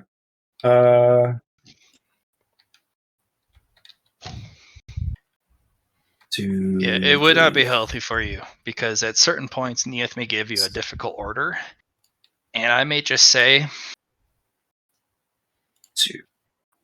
everything looks good. Sounds good to you? 7. The order's been given. Actually, I'm done picking them. I'm going to do 15 black as my cores, and then the rest for 5, 5, and 5. Nope. Hard choices for 2, offense for 2, control for 2, defense for 2, nature of man for 2, self-deprivation for 2, black spectrum for 2, and selfishness for 1. For 15. Huh. Are these on the control notes? Because you only have 3. Or are these different design philosophy? This is for all the white potentia that's going. Like these are these are the nodes that the white potentia attaches to. Perfect. Kind of I just needed the context. Yeah. Dude. Two for each because it's a duel, and selfishness for 1 because it's selfish. Perfect. The blueprint you got kind of also makes you want to start to recultivate your heaven and earth mech, because they don't have black cores. And if you can jack the white potentia up, you can run 1 and 2s in each of them, and they do stupid stuff. This would change Mukyang, perfectly balanced Mukyang, along with a very heavy offset of white or external potentia, makes mech combat wildly different. So, let alone ship or space station combat. Damn. Now I just need the external potentia. I wanted 15,000 because that would even out for each node. But it's at 30% now, so I don't really need that much. Because it was 1,250 was the, or 125,000 was the number Ezekiel gave us for this project, and I put 25,000 extra for leeway. So because you're just being careful. Yeah. On a side tangent, Mina, you do get a really solid understanding as to why space stations and ships do not cultivate black. It's because they get it anyways, because of all the people on board. They're hosting people, and they absorb that darkness passively over time. We actually already had this discussion. Oh, okay. All right. Then forgive me. Yep, no, we had this discussion originally about, if I recall correctly, there was some discussion about like when we first got the ship ones, and we discussed the fact that every single existing ship captain actually has black potentia. Yeah, they didn't cultivate it on purpose. They just get it over time. Yeah. The more combat they're in, the more they end up getting. And it is just what it is.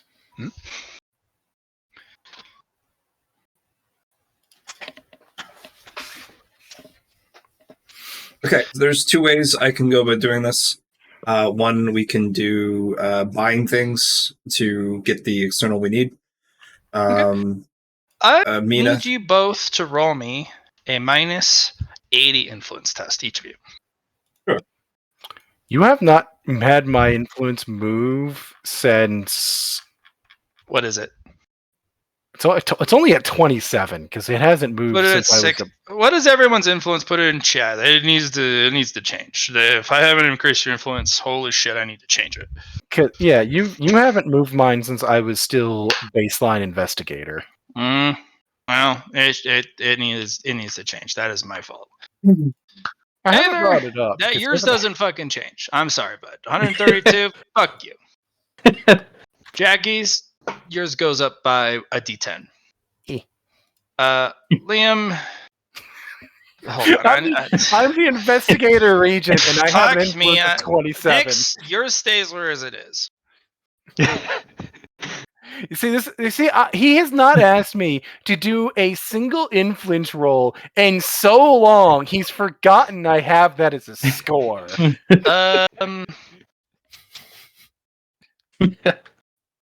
Okay. All right.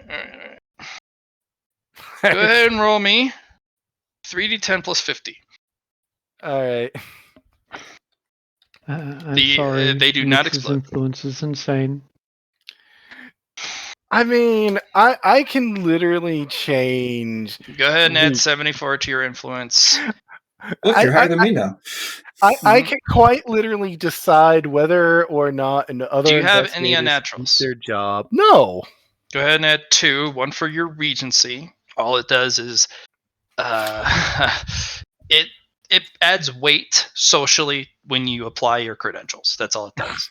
Okay. The second one is you are the voice of the 3 fragments. The voice of 3. When you speak for the Thunderhead, it means you speak for all of the Thunderhead. Because you found the one secret fragment that there is only one iteration of. So if you say, hey, the Thunderhead needs this, there is no variant that they can throw at you that says, are you sure it's all of the Thunderhead? No, it literally is all the Thunderhead. No, I'm positive, yes. I'm 100% positive. Are you? You 2 static, roll that. Minus 60. That's right. Minus 60, you said? Mhm. You know what? I never use them. I'll throw 2 boons at it. No. let's No flip boons. it. No Roll. boons? No boons. No boons. Does the unnatural influence give me the Plus 10. 10? The plus 10 per? Plus 10 Yeah. per. Yep. Cool. So it's just a minus 40. Okay. You both have. Let me see if this is correct. There it is. So I'm. How do you get a minus 40 out of minus 80? Because 2 unnaturals brings it to a minus 40. No. It'd be a minus 60 for you with the 2 unnaturals. You still pass. I was just Yeah, curious. Flat. It's flat then. I did my math wrong. That's why. That's your Math answer. hard. Why are you? It's Aether's fault. He hogged all the good math. You did, you son of a. Hey, I would like to point out I only have 132 influence and no unnaturals, so calm down over there. Okay, you guys have both reached Unburdened Consequences, a celebration of wine. You guys have found full control over black, white, and the necessity that both are critical aspects of the human condition. Without one, the other is missing its yin or yang. It is actually based off of Taoism. So what I'm hearing is we're formalizing that on my side. Got it. Right. But this is the exercise of you going through your catalog of your Black Mukyang with Jackie and just having her flip through the pages of, I want this, and if this pops up, I want this gone, and you're like, that's all doable. You realize you have full control of the dark side and how to cultivate it, shape it, manage it, control it, and pair it with the white side. Come to the dark side. For this, I will give you guys a custom trait of your choice. It has to be potentially related. Hey, Matt. Yeah. Did you know that I don't. I really don't. I have this thing. Why? You gotta I tell actually me have until you- thresholds for my potentia. Same way of the pillars. Mhm. Does this come into play here? Yeah, this would be the mind threshold because there's only one mind, one body, and one spirit threshold for you. The potentiest of each. Right.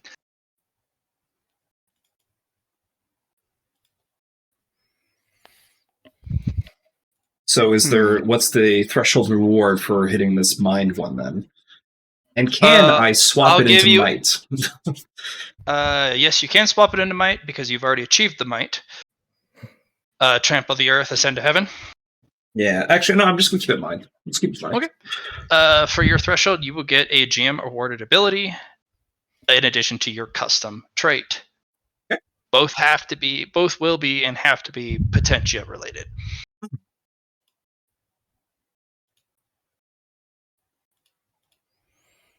So think about your custom traits. Your award will be Potentia Bully. If your Potentia weight is heavier than someone else's, Mm-hmm.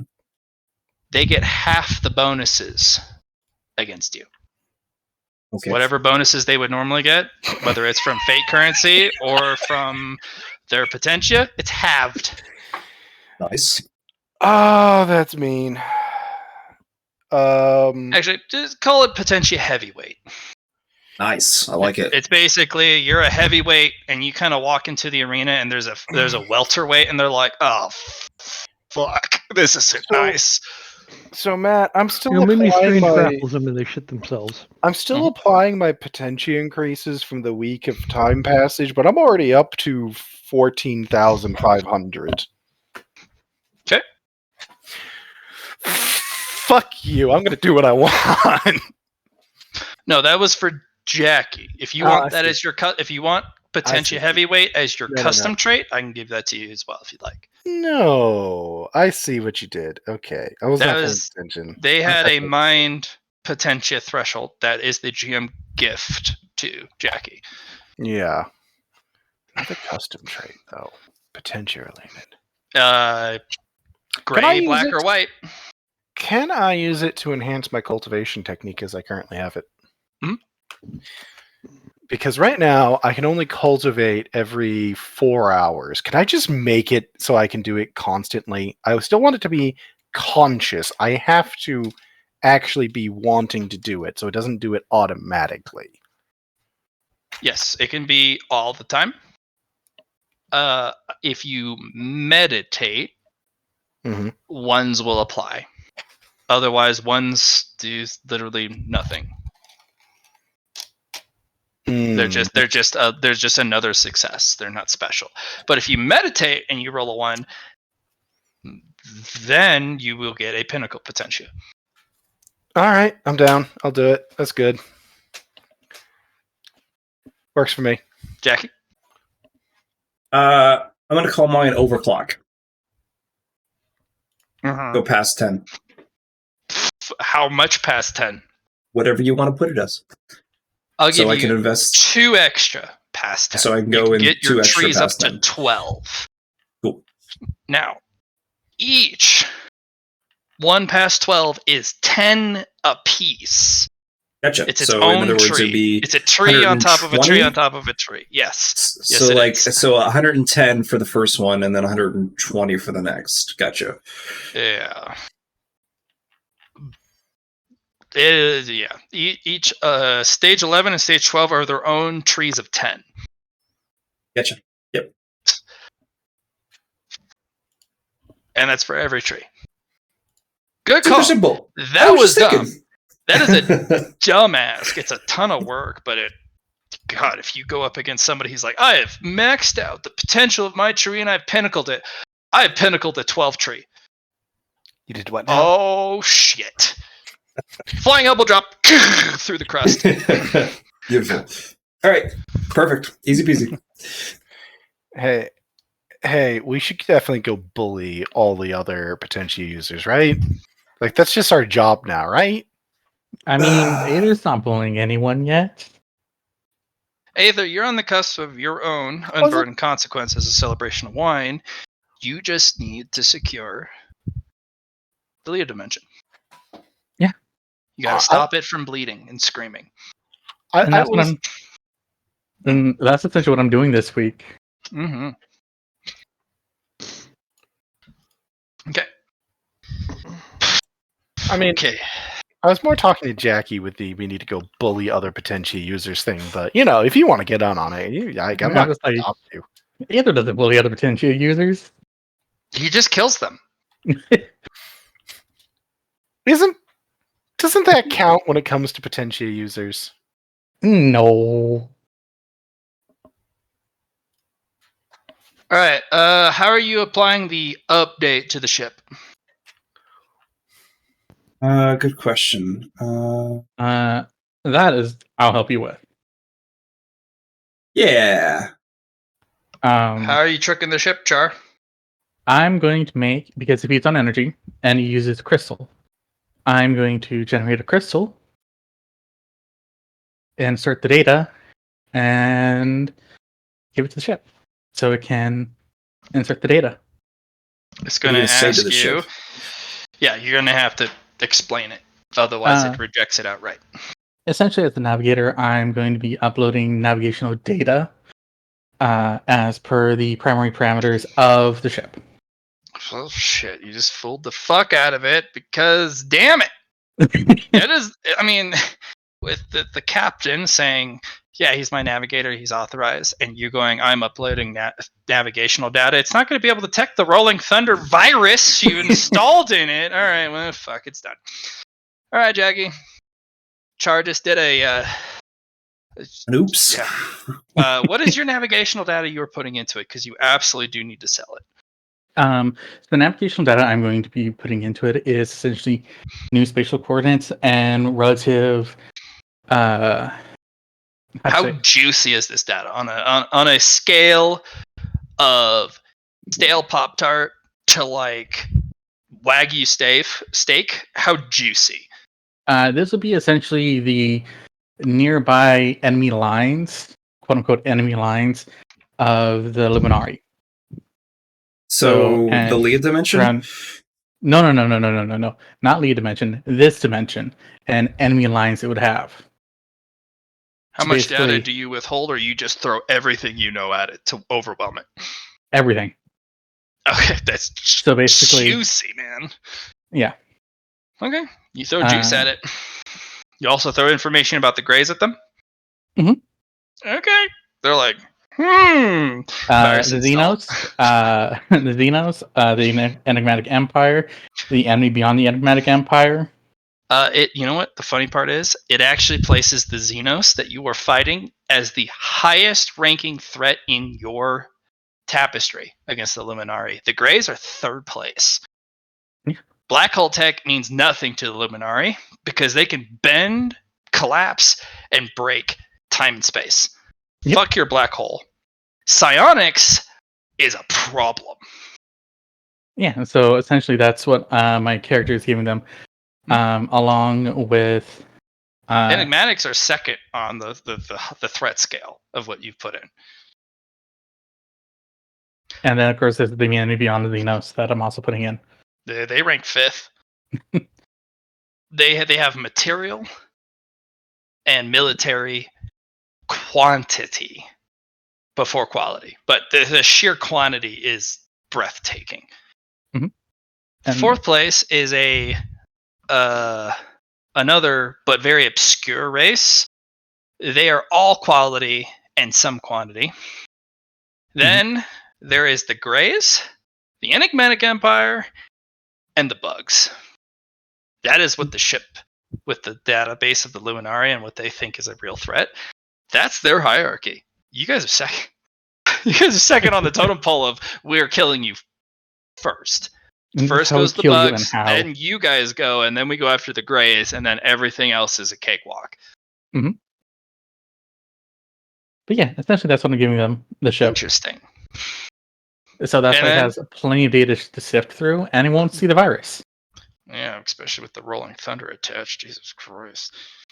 All right, well, Jaggy, Char gives you the wink and a nod, and then it'll take a week for it to become open to the idea of this new energy, because that's how long that virus is going to take to circulate. All right. What else? Applying external potential points to a ship through dual technique of Aegis and Hearth, Iron Core technique. Okay. So that's what I'm calling it, the Iron Core. You can call it whatever you want. Me being the core, made of iron. And yeah, so we've collected the 105,000 external potentia We're applying 7,000 to each node. So many. That's so many. And we're going to, through that technique that after combining the two, we're going to use our once per campaign magnets ability that we got from Nyx's Black Ichor.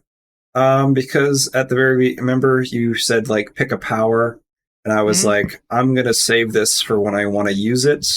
Once per campaign ability, and I'm using 2 Destiny fragments, one for the Aegis and one for the Hearth, of this dual technique, and applying it to the ship. Okay, what you'll have achieved is exactly what you set out to.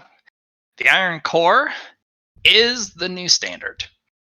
Whether it's ship, space station, mech, doesn't matter. This is the new standard. This is the future of cultivating external objects of sophisticated technology. Mm-hmm. Sophisticated technology, that's what I'm looking at right now. Such as, which is now me. If Iron Core is not good for cultivating a sword or a suit of armor, we're talking vehicles. And making it a literal extension of yourself. Yeah. And this allows the utilization of any type of potentia, internal or external, black, white, or gray. It also allows one special thing that is not capable in this current day and age. It is a dual cultivation technique. You can cultivate the Iron Core and one other into the object. Because you're a dual caster, you perfected coin toss. So I'm going to give you the due diligence, and you threw the once per campaign and the double fucking fragment. So, congratulations. Yep. But this is going to be very meaty.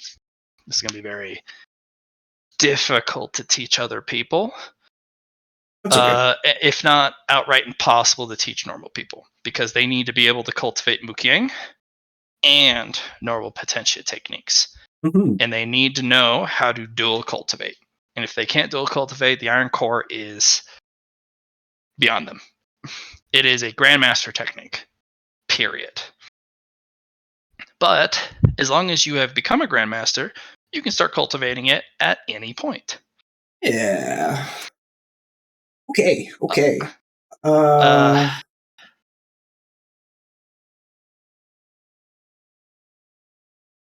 And you're throwing a 105,000 potentia at this inheritance ship. Correct. After the week is done? Yep. All right. We've mapped out all the nodes we need to put them into. The planning is done. We just put them in. Okay. There are 4 things this ship does well. Stupidly well. 1, moving. Yes. If you have the coordinates of where to go, it does it instantaneously. There is no time dilation. It is just there.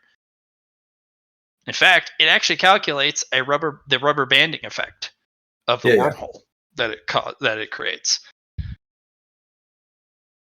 It arrives as if it was always there.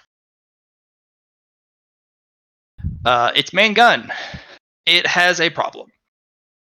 It is a scout vessel, and since it does not have an upgrade as base, it can only fire it once every hour. Gotcha. And its target is a measly, unfortunately, 100-meter cube. Anything in the 100-meter cube, you can just delete it from existence because it sends it to the negative energy dimension after collapsing it into atoms and tachyon particles. And then it sends it to the negative energy dimension as bits. But it needs power to recharge. But with potentia, not quite. It can, if you focus more potentia at it, you can actually increase the recharge on the gun and its energy collection techniques. But unfortunately, it's only a frigate, so it's limited in what it can do on that gun. it cannot take damage from any energy-based weapon in this dimension. It is immune to anything without a physical mass. Now that it is Potentia related, Potentia techniques don't work against it because it'll just absorb Potentia techniques that are used against it. Interesting. If you don't hit it with mass, it don't get hurt. Nothing happens to it. It actually recharges its systems, whether it's its shields or its main gun, or it does repairs faster if you throw energy at it. Fighting in the periphery of a star makes this thing invincible. Gotcha. Downside, explosives. Fuck this thing over. It is fragile to explosive impacts. If it is in the blast radius of a warlord, this thing is deleted. It'll crumple and shatter across the stars into unknown space. It does not. It is its one crucial weakness. Which means if the Luminari show up, throw bombs at it. Throw endless explosives at it. You don't need to hit the ship. You just need to hit near the ship. Horseshoes and hand grenades for the Luminari. So I'm hearing that the intrinsic bombs will be nasty. Please continue. Right. No. The Apollos really good against them. I was just thinking a minefield. You just strap one Apollo with a warlord. We're done for the day. Goodbye. You don't even need to strap an Apollo. You have Mickeys. Apollos are basically Mickeys. Very, very Really fast ones fast with Mickey. Chemtech turbocharged engines. I don't hear the downside yet. I'm not saying there's a downside. Exactly. One of which it has perfect navigational computational power. It always remembers everything it has come across. You don't need to write a star chart. Anywhere it goes, it remembers the star chart perfectly. Mm-hmm. It has a predictive engine of celestial body movement because it's a scout vessel. It also has a very sophisticated threat analysis based off of the Luminari data already built into the vessel. So is that fourth then the ship AI or the intelligence then?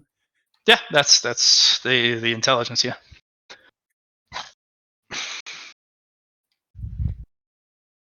You've cultivated the vessel. It is yours now.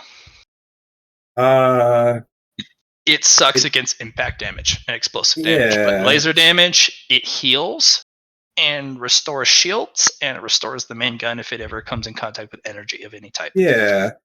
So what would be the spirit of this new thing then? It's up to you. You built the spirit on it because it never had one. Yeah. I'll let you think on it and build it to your own designs. Yeah. You can give it to the AI and then give it a name because it doesn't have a name. That was the plan. I was going to give it the name, and that would be its spirit trait, pretty much. Okay.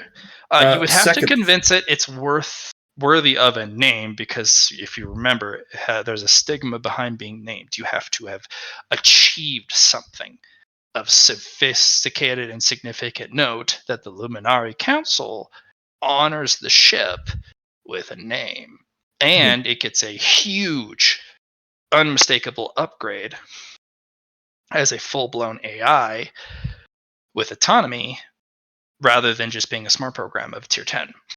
So if you give it a name, you also have to build an upgrade package of significant proportion that'll trick the ship into that it has actually earned the name, because that's going to be very important.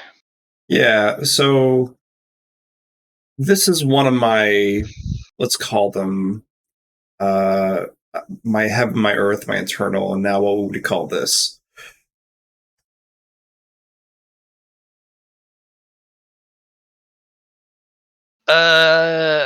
This would be your transcendent vessel.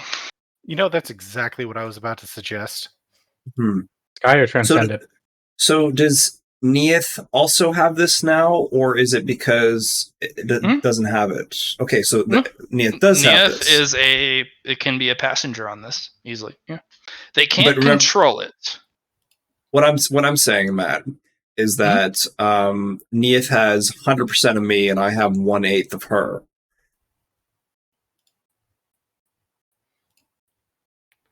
Did you forget that he bound himself to her like that?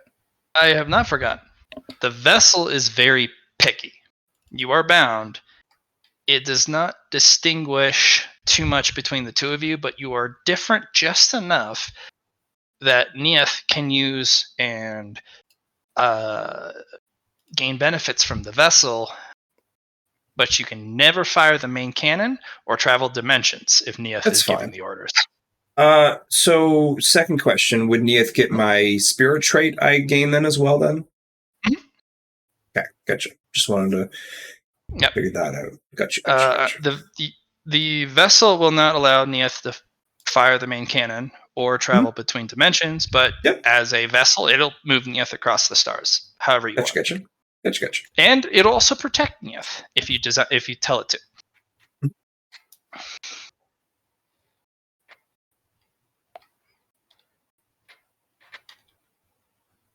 Awesome.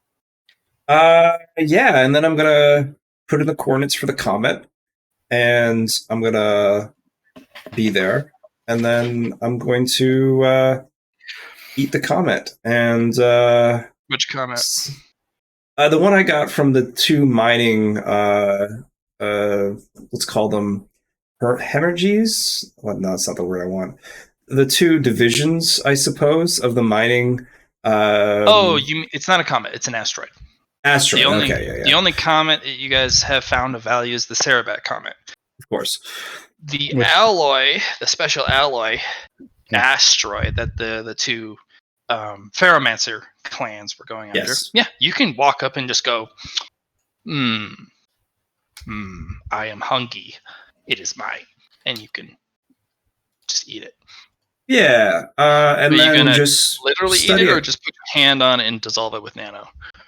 I mean, it's kind of both at the same time, man. Yeah, one takes significantly longer than the other. Yeah. If you eat it with nano, you can do it in an afternoon. If you try and eat it one bite at a time, you'll be spending years. Yeah, 100%. Forking bite after bite in your mouth.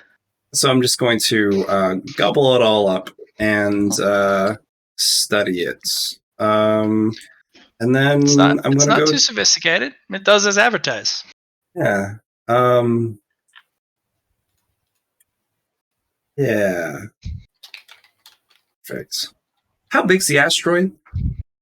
It's a small size asteroid, so it's about the size of an IKEA.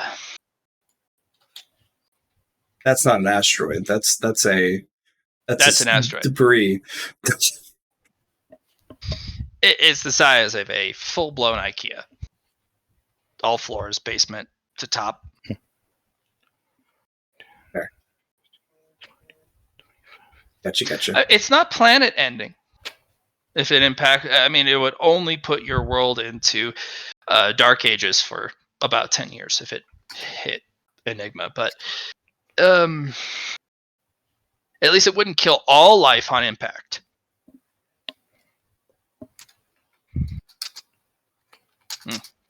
Gotcha.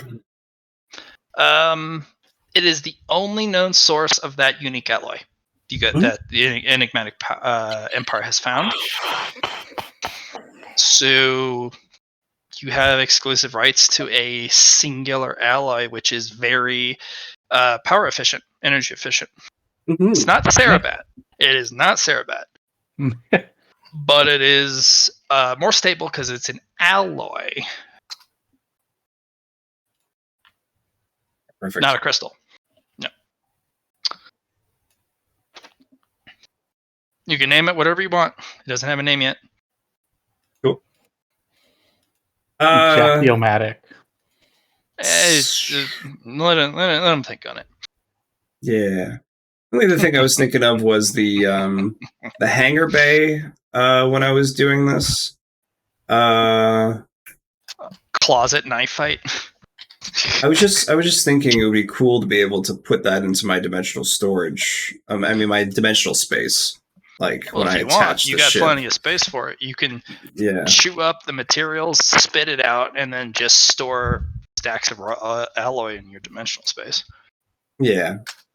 But I'm talking about where the ship came from, that pocket space. Yeah, no, you can have the bottle. Yeah. Join and expand your internal dimensional space. Yeah, that's what I was kind of hoping for. That's what you get. Perfect. You have a very open hangar now. It's actually very large. Yeah, we got the inner, we got heaven, earth, we got a spot for Nyith, and now we got the new hangar bay for. You have enough space to actually create a habitation zone. You can have a workout area, like a literal running track around the. There is habitation, housing that you've constructed. There's utilities. You can house 2 families of 4 indefinitely in your space. Second thing, my gift to the maiden. Before, I was only able to move to people within the solar system. With this new upgrade, can I do it with anyone within the galaxy or the universe? Yeah, as long as you know exactly where they are and you have a marker to find them. Which would be the gift. It does take 10 seconds to get to them. A turn. Gotcha. It's not quite instantaneous unless you use the ship. The ship will get you there. Even though it takes 10 seconds, it dilates back 10 seconds to arrive. To that reaction. Yeah. Exactly. Yeah. Gotcha. But unfortunately, you need to be in the ship at the helm for you to get that. The black spectrum lets you do the same thing as long as you can do the coordinates math, and it's a gate where you can just fly through it. And you got other things fly through it too. Just so you know it's pretty good. Just so you know how that works. Okay, so let's take a peeky deek. Cheek Breaky, you for your second week, you want to do cultivation, research, energy state ascension second week. What's your method? What's your methodology and mindset of the approach? So essentially, I've been given the 2 manuals. I've kind of read them over. I'm also going to research which 2 manuals for the one by Ezekiel and one by E. Yeah.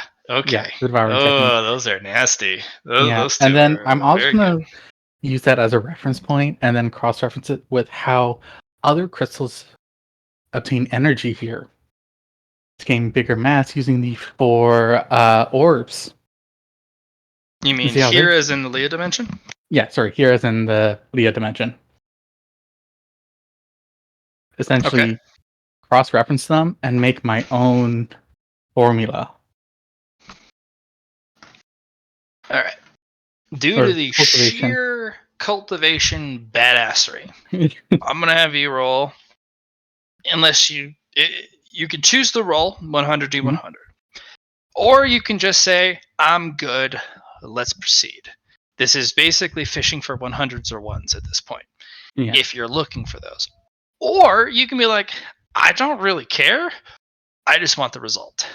Because 1s will slow you down, 100s will cause complications and also slow you down. Yeah. Well, both actually give complications. Actually, I think I'm also going to use my energy control for finesse, as I'm taking more and more time to do it each day. I'm going to use ambition for this as well. Want to roll, or did you just want to? Let's roll. All right, roll them in batches of 10 if you please. 10 D100 10 times. I will. Oh, wow. Nice. Double 100. And there's a 1 at the end, too. No. Double 100s is. Those are fuck off special. Hey, you know what? I did that. Hey, you know what happened? I teleported the computer into someone. You accidentally teleport a Phazon continent into reality. Oh no. Yeah. Reality starts to buckle and corrode. Everyone who has any galactic just attention goes, ooh, fuck. I'm gonna have to Like teleport Ray that show back. up, Mina shows up, Jackie shows up, Nick Don't shows worry. up, Shangri-La Don't shows worry. up, Nimlana shows up, and Shangri-La Aether, points a finger at it and goes, mirror dimension. Oh no! Before they can do that, I want to try and eat it. You can't afford to eat it. This is a continent of Phazon. Fair enough. This is 12% of the Phazon dimension. Aether, what the fuck? I'm using my new ability of warping the fucking mirror dimension and this dimension, and just it's the Nyx's arms come up. There's a mirror of energy that goes down and just throws him and all of it into the mirror dimension. Oh, you're throwing him too? Have fun. Yes. Nimlana, Shangri-La, and Nyx all get together like, what the fuck? I'm like, This is why we have this place, right? Yep. Uh, Yep. This is entirely why we have that place. This is why he needs a supervisor. He needs to be watched. as a note, I was in the Phazon dimension when that happened, so people couldn't watch me. I'm just People wonder. I can see it I would now. like to point All out, three too- of us. No, I can see it now. All three of us look over at Minalo. You set a supervisor on him, and then we all No. three jump into the mirror dimension before you can No. answer. No, I am not being responsible for this idiot again. You keep trying to make me responsible for his shit. I refuse. I am sick of The it. invisible guy shows up. The investigator general does not hold the regent responsible for this person's actions at this time. Thank you. This is entirely Aether's fault. That's why we're saying sick a supervisor on him.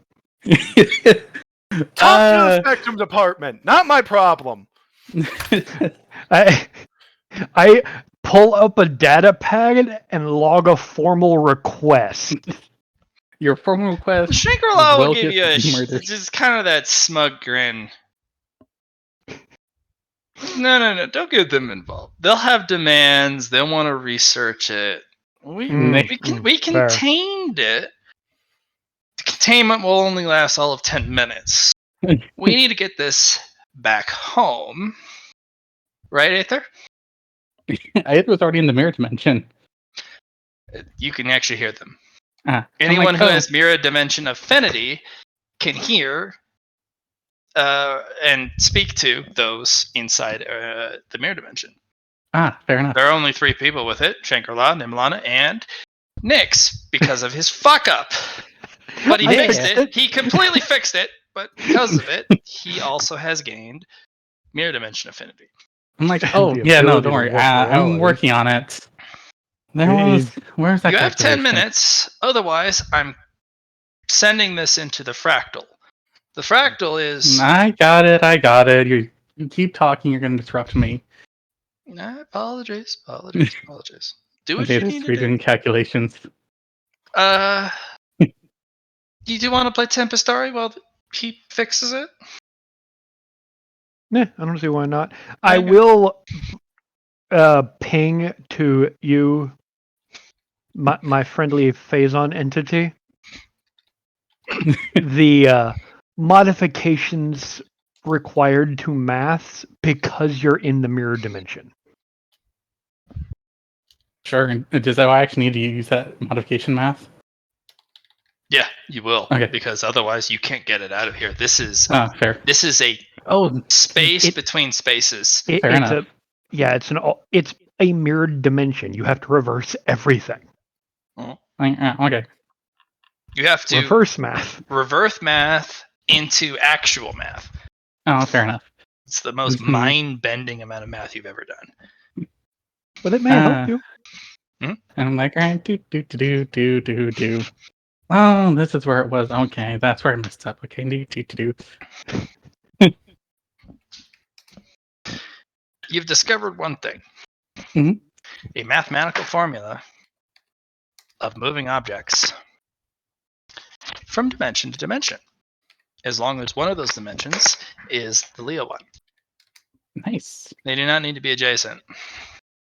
You can move objects with impunity, no matter the size, weight, or class, to the mirror dimension, or not the mirror, to Leah, Or you can move anything from the Leah dimension to any other dimension, such as continents, and watch that dimension buckle under the weight of a continent-sized phazon mass.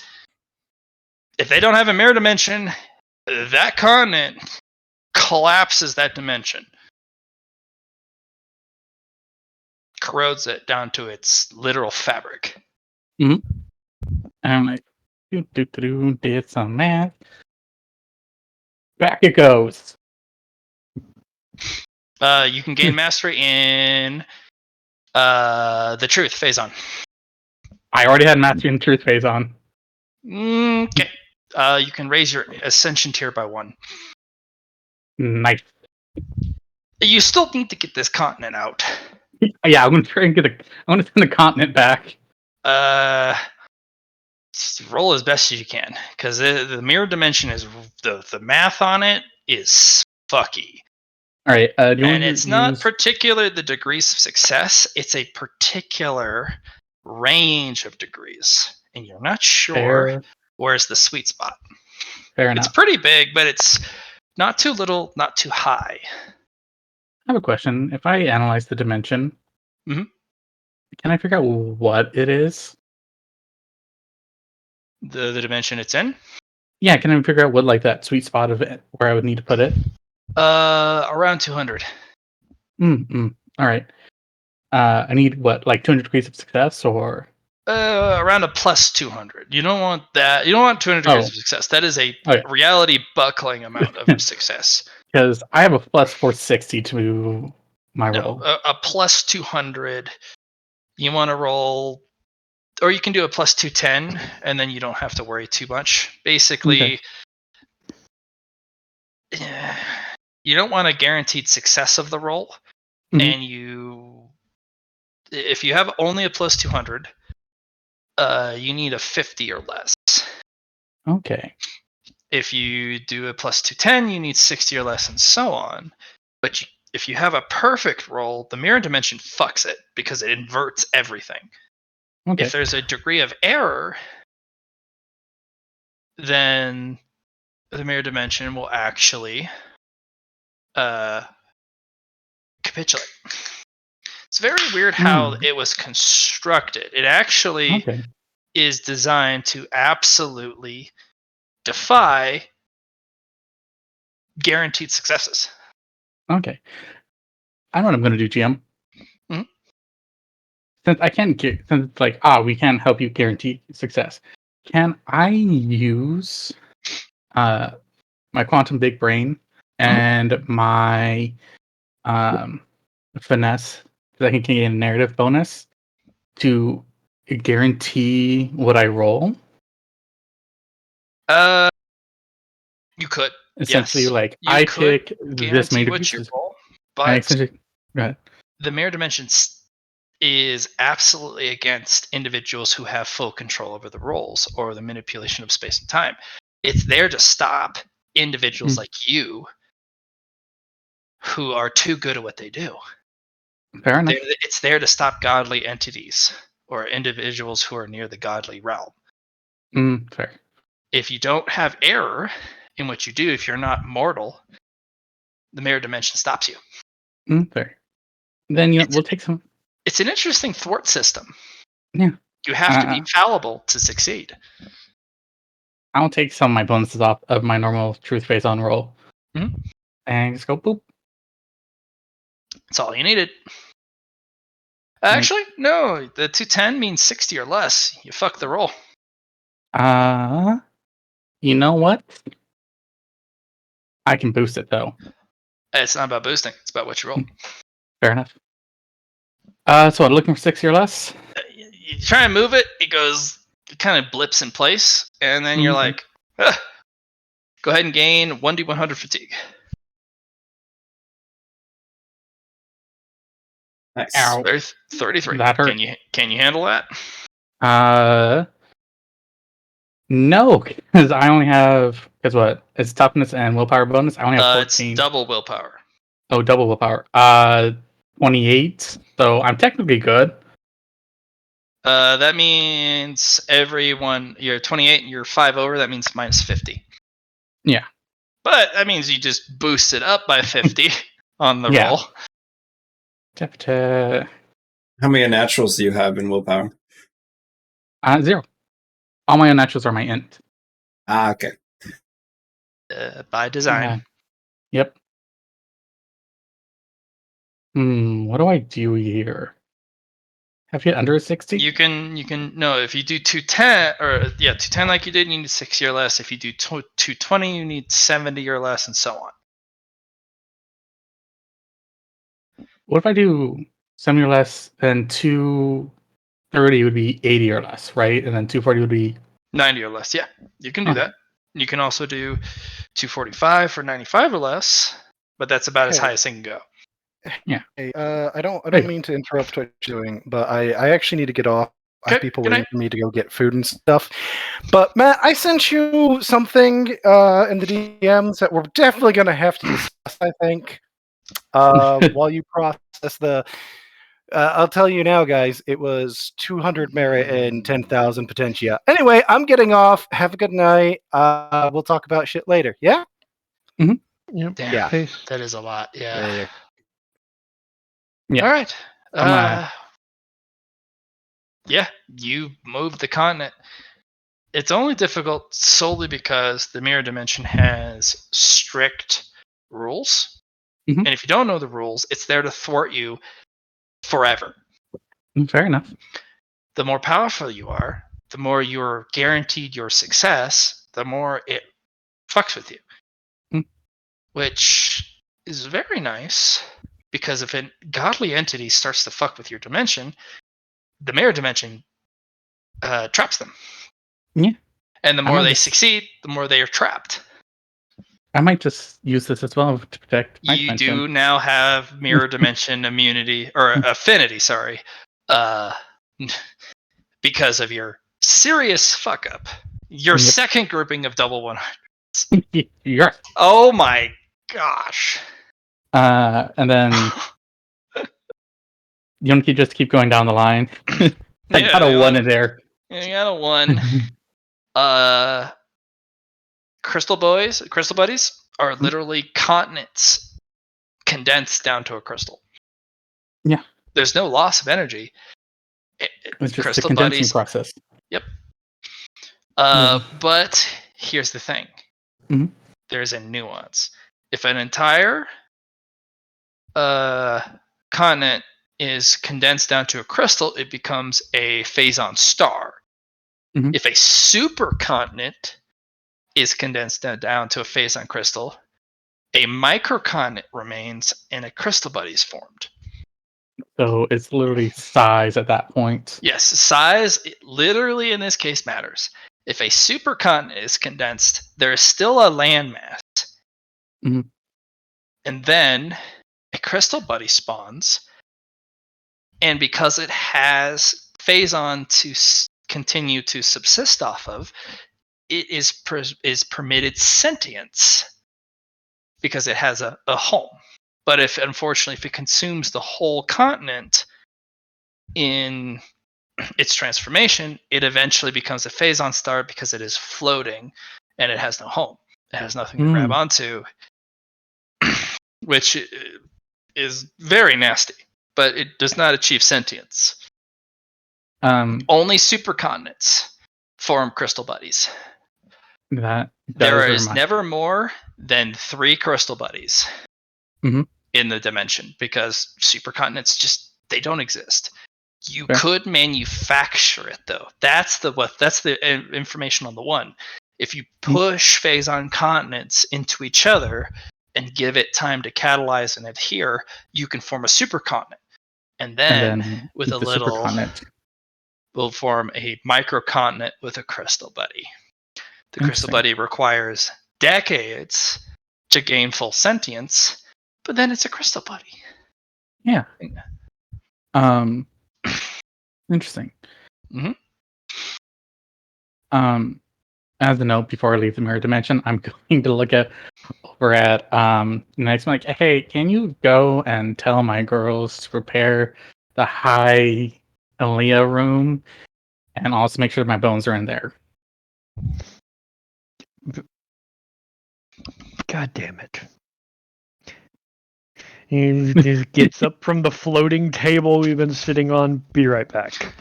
Shangri-La places down a card. Game. You owe me a cigar. Hand him a cigar. And blip over to the girls.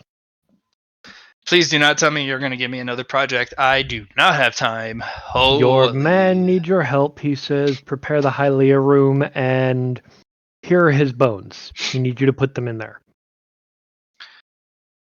Put them on the cart. What's on cart? Oh no, they have the bones. I just need the bones in the room so I can bind them to me, and I don't burn out the reality as being in phase 5. They put it on the cart. Put the cart in the room. Do a bunch of reinforcements because I don't know what he's pulling, but he almost blew up this dimension. Ashley gives you a look like, did the dimension deserve it? He gives Ashley a look and goes, because I'm not particularly attached to this dimension. That's fair. But me, Shangri-La, and Nimlana all had to show up to fix it.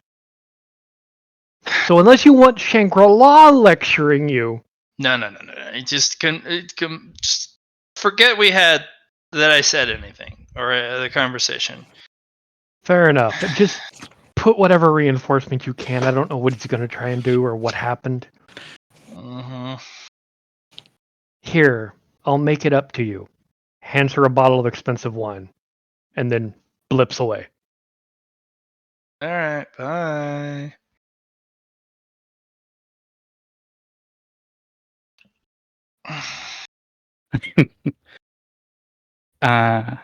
And then after about a good yet amount of time and finish doing my research, I'm gonna loop into the Crystal Buddy. When you've successfully calibrated the translator for the first time, it goes, "Hello." Hi. And then it lists menu items. And then you realize it is buckling reality. Because the translator's shit. Hold on, phone call. Hey, Char. Make sure you pull out that once per campaign turn into the main character, because you deserve it. I don't have one of those. What are you talking about? Yes, you do. You already used it? No, I didn't use one of those. That's remember the Chaotica thing you got? Yeah, the Chaotica thing. Yeah, and Mordred's you never used it, did you? No, I didn't. Well, then use it here. Become the main character. That's only for like Miguel turning into like the main character. I'll have to ask that.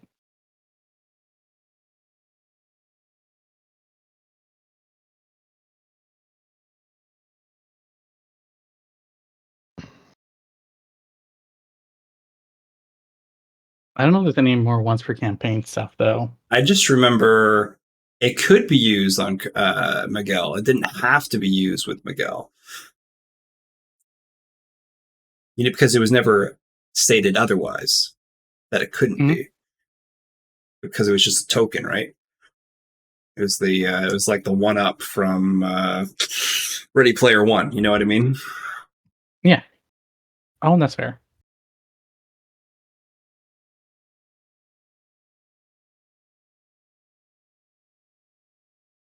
Because if you're gonna rebuild your body, you might as well.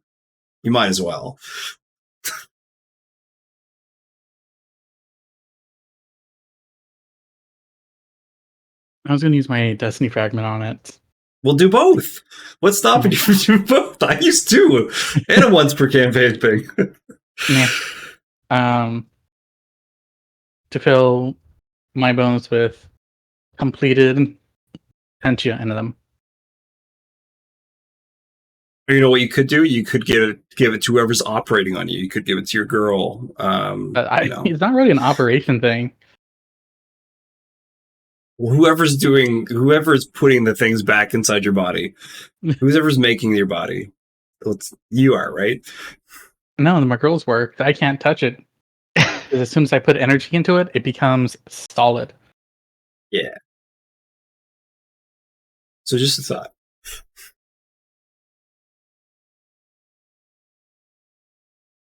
Because right now I'm at level 5 Sorry, I'm an Interstate 5. Mm-hmm. And then I'm one more away from being an Interstate 6, which is only 10 million points of energy. Just 10 million, no big deal.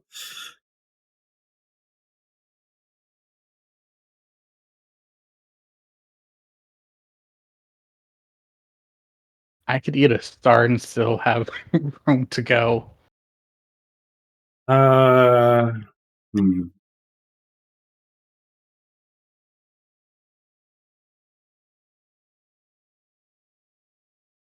So my plan is to go get my magnetar and then make a Dyson sphere out of it with this asteroid metal, but I don't feel like I have enough.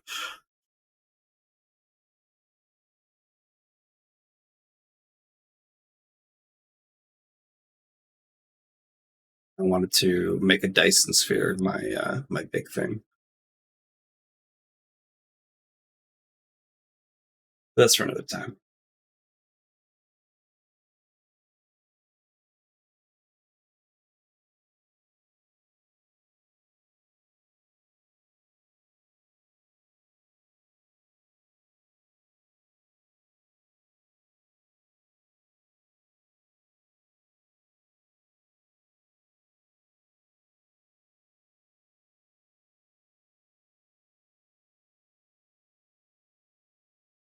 All right, thanks, guys.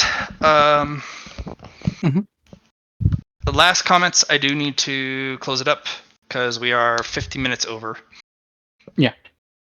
So Matt, Um, why the change? What do you mean? Wasn't We- it always 7 o'clock Mountain Time? No, you're rethinking it. It was always 12 o'clock my time, which is in an hour. Oh, okay. You Well, went back an hour for yourself. Just I don't care. We go off early. I'm just curious. That's all. okay. No, then that's my mistake, and I apologize for that. It's just the new time zone, and And Liam's not here either, so it's completely understandable. Like Ogre left the Okay. same time last week, so Sorry to interrupt. I gotta go. My roommate's almost home. I just Okay, found out go, from him It's his fine. other mother passed. I'm so sorry. I will Do talk what to you y'all need to do. later. All right, see you. Last stuff. Yeah. So you were saying something about having that the what's it called? So okay, two things we need to finish up. Mhm. One, it is essentially the what am I thinking? You got this. Right. Because I was going to, since I'm at Energy State 5, I have to now put the bones inside me in order for me to not buckle reality underneath me. So you will go into the containment room that has been specially set up for you. The bones are in there. Yes. And all of your girls are in the control booth behind the safety glass. And they're going to run you through the process that they have designed and how to do the bones. Mhm. It'll be the largest ones first. Because if you can't handle the largest bones, you sure as shit aren't going to be able to withstand the rest. Yeah. They're going to start with the hip bone. And if you can't grit through the pain of absorbing that and solidifying that as part of your permanent person, the rest is hopeless. Yeah.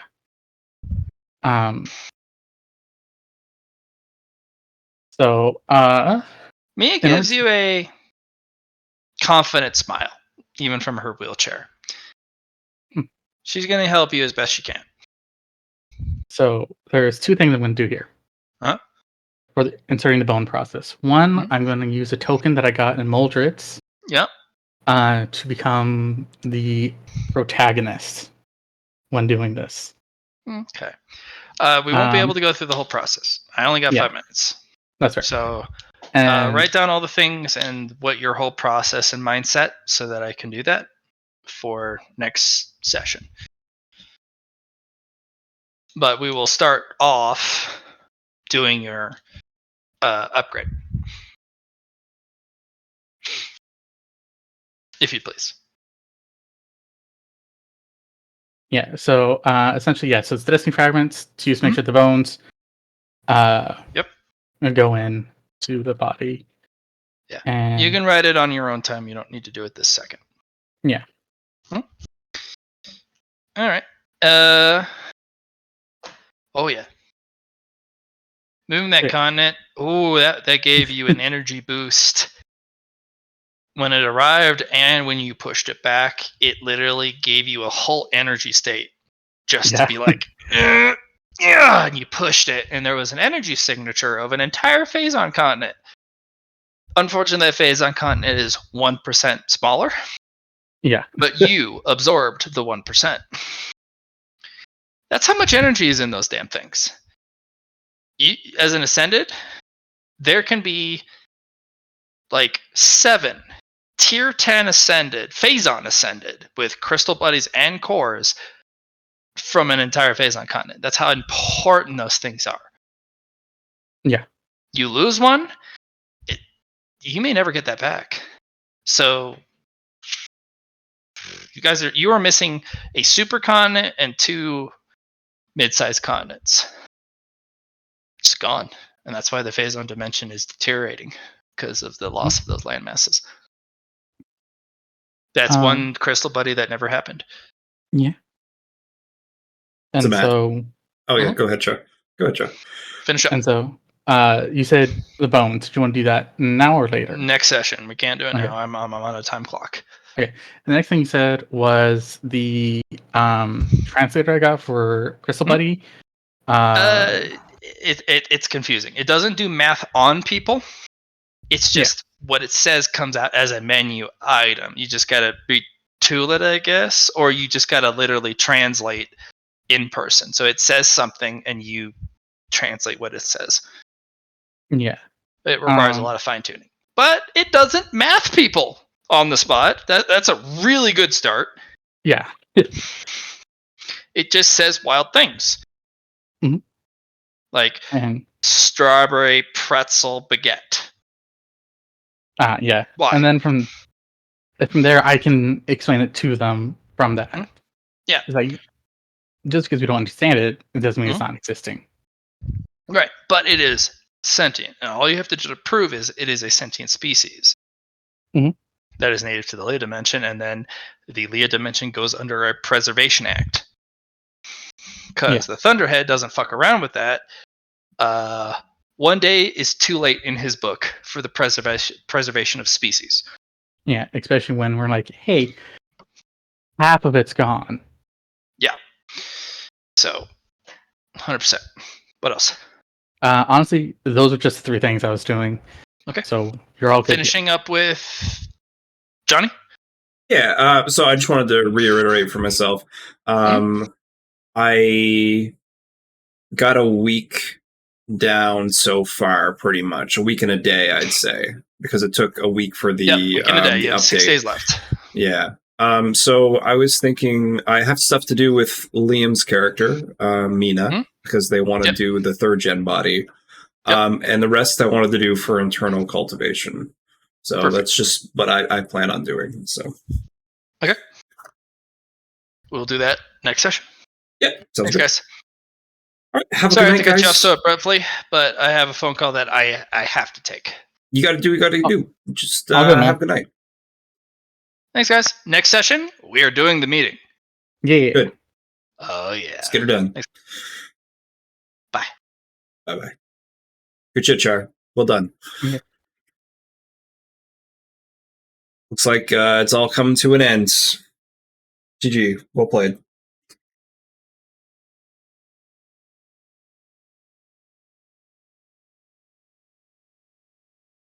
Get your bubbles.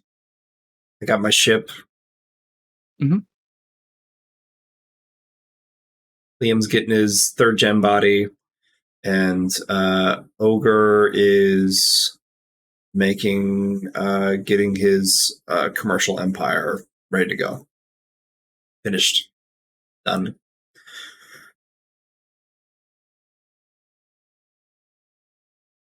Yeah. Anyways, I gotta get going. My mom got to 150, so I'm gonna try and figure out more about that. Oh, okay. Talk to you later. Hey, Jeff.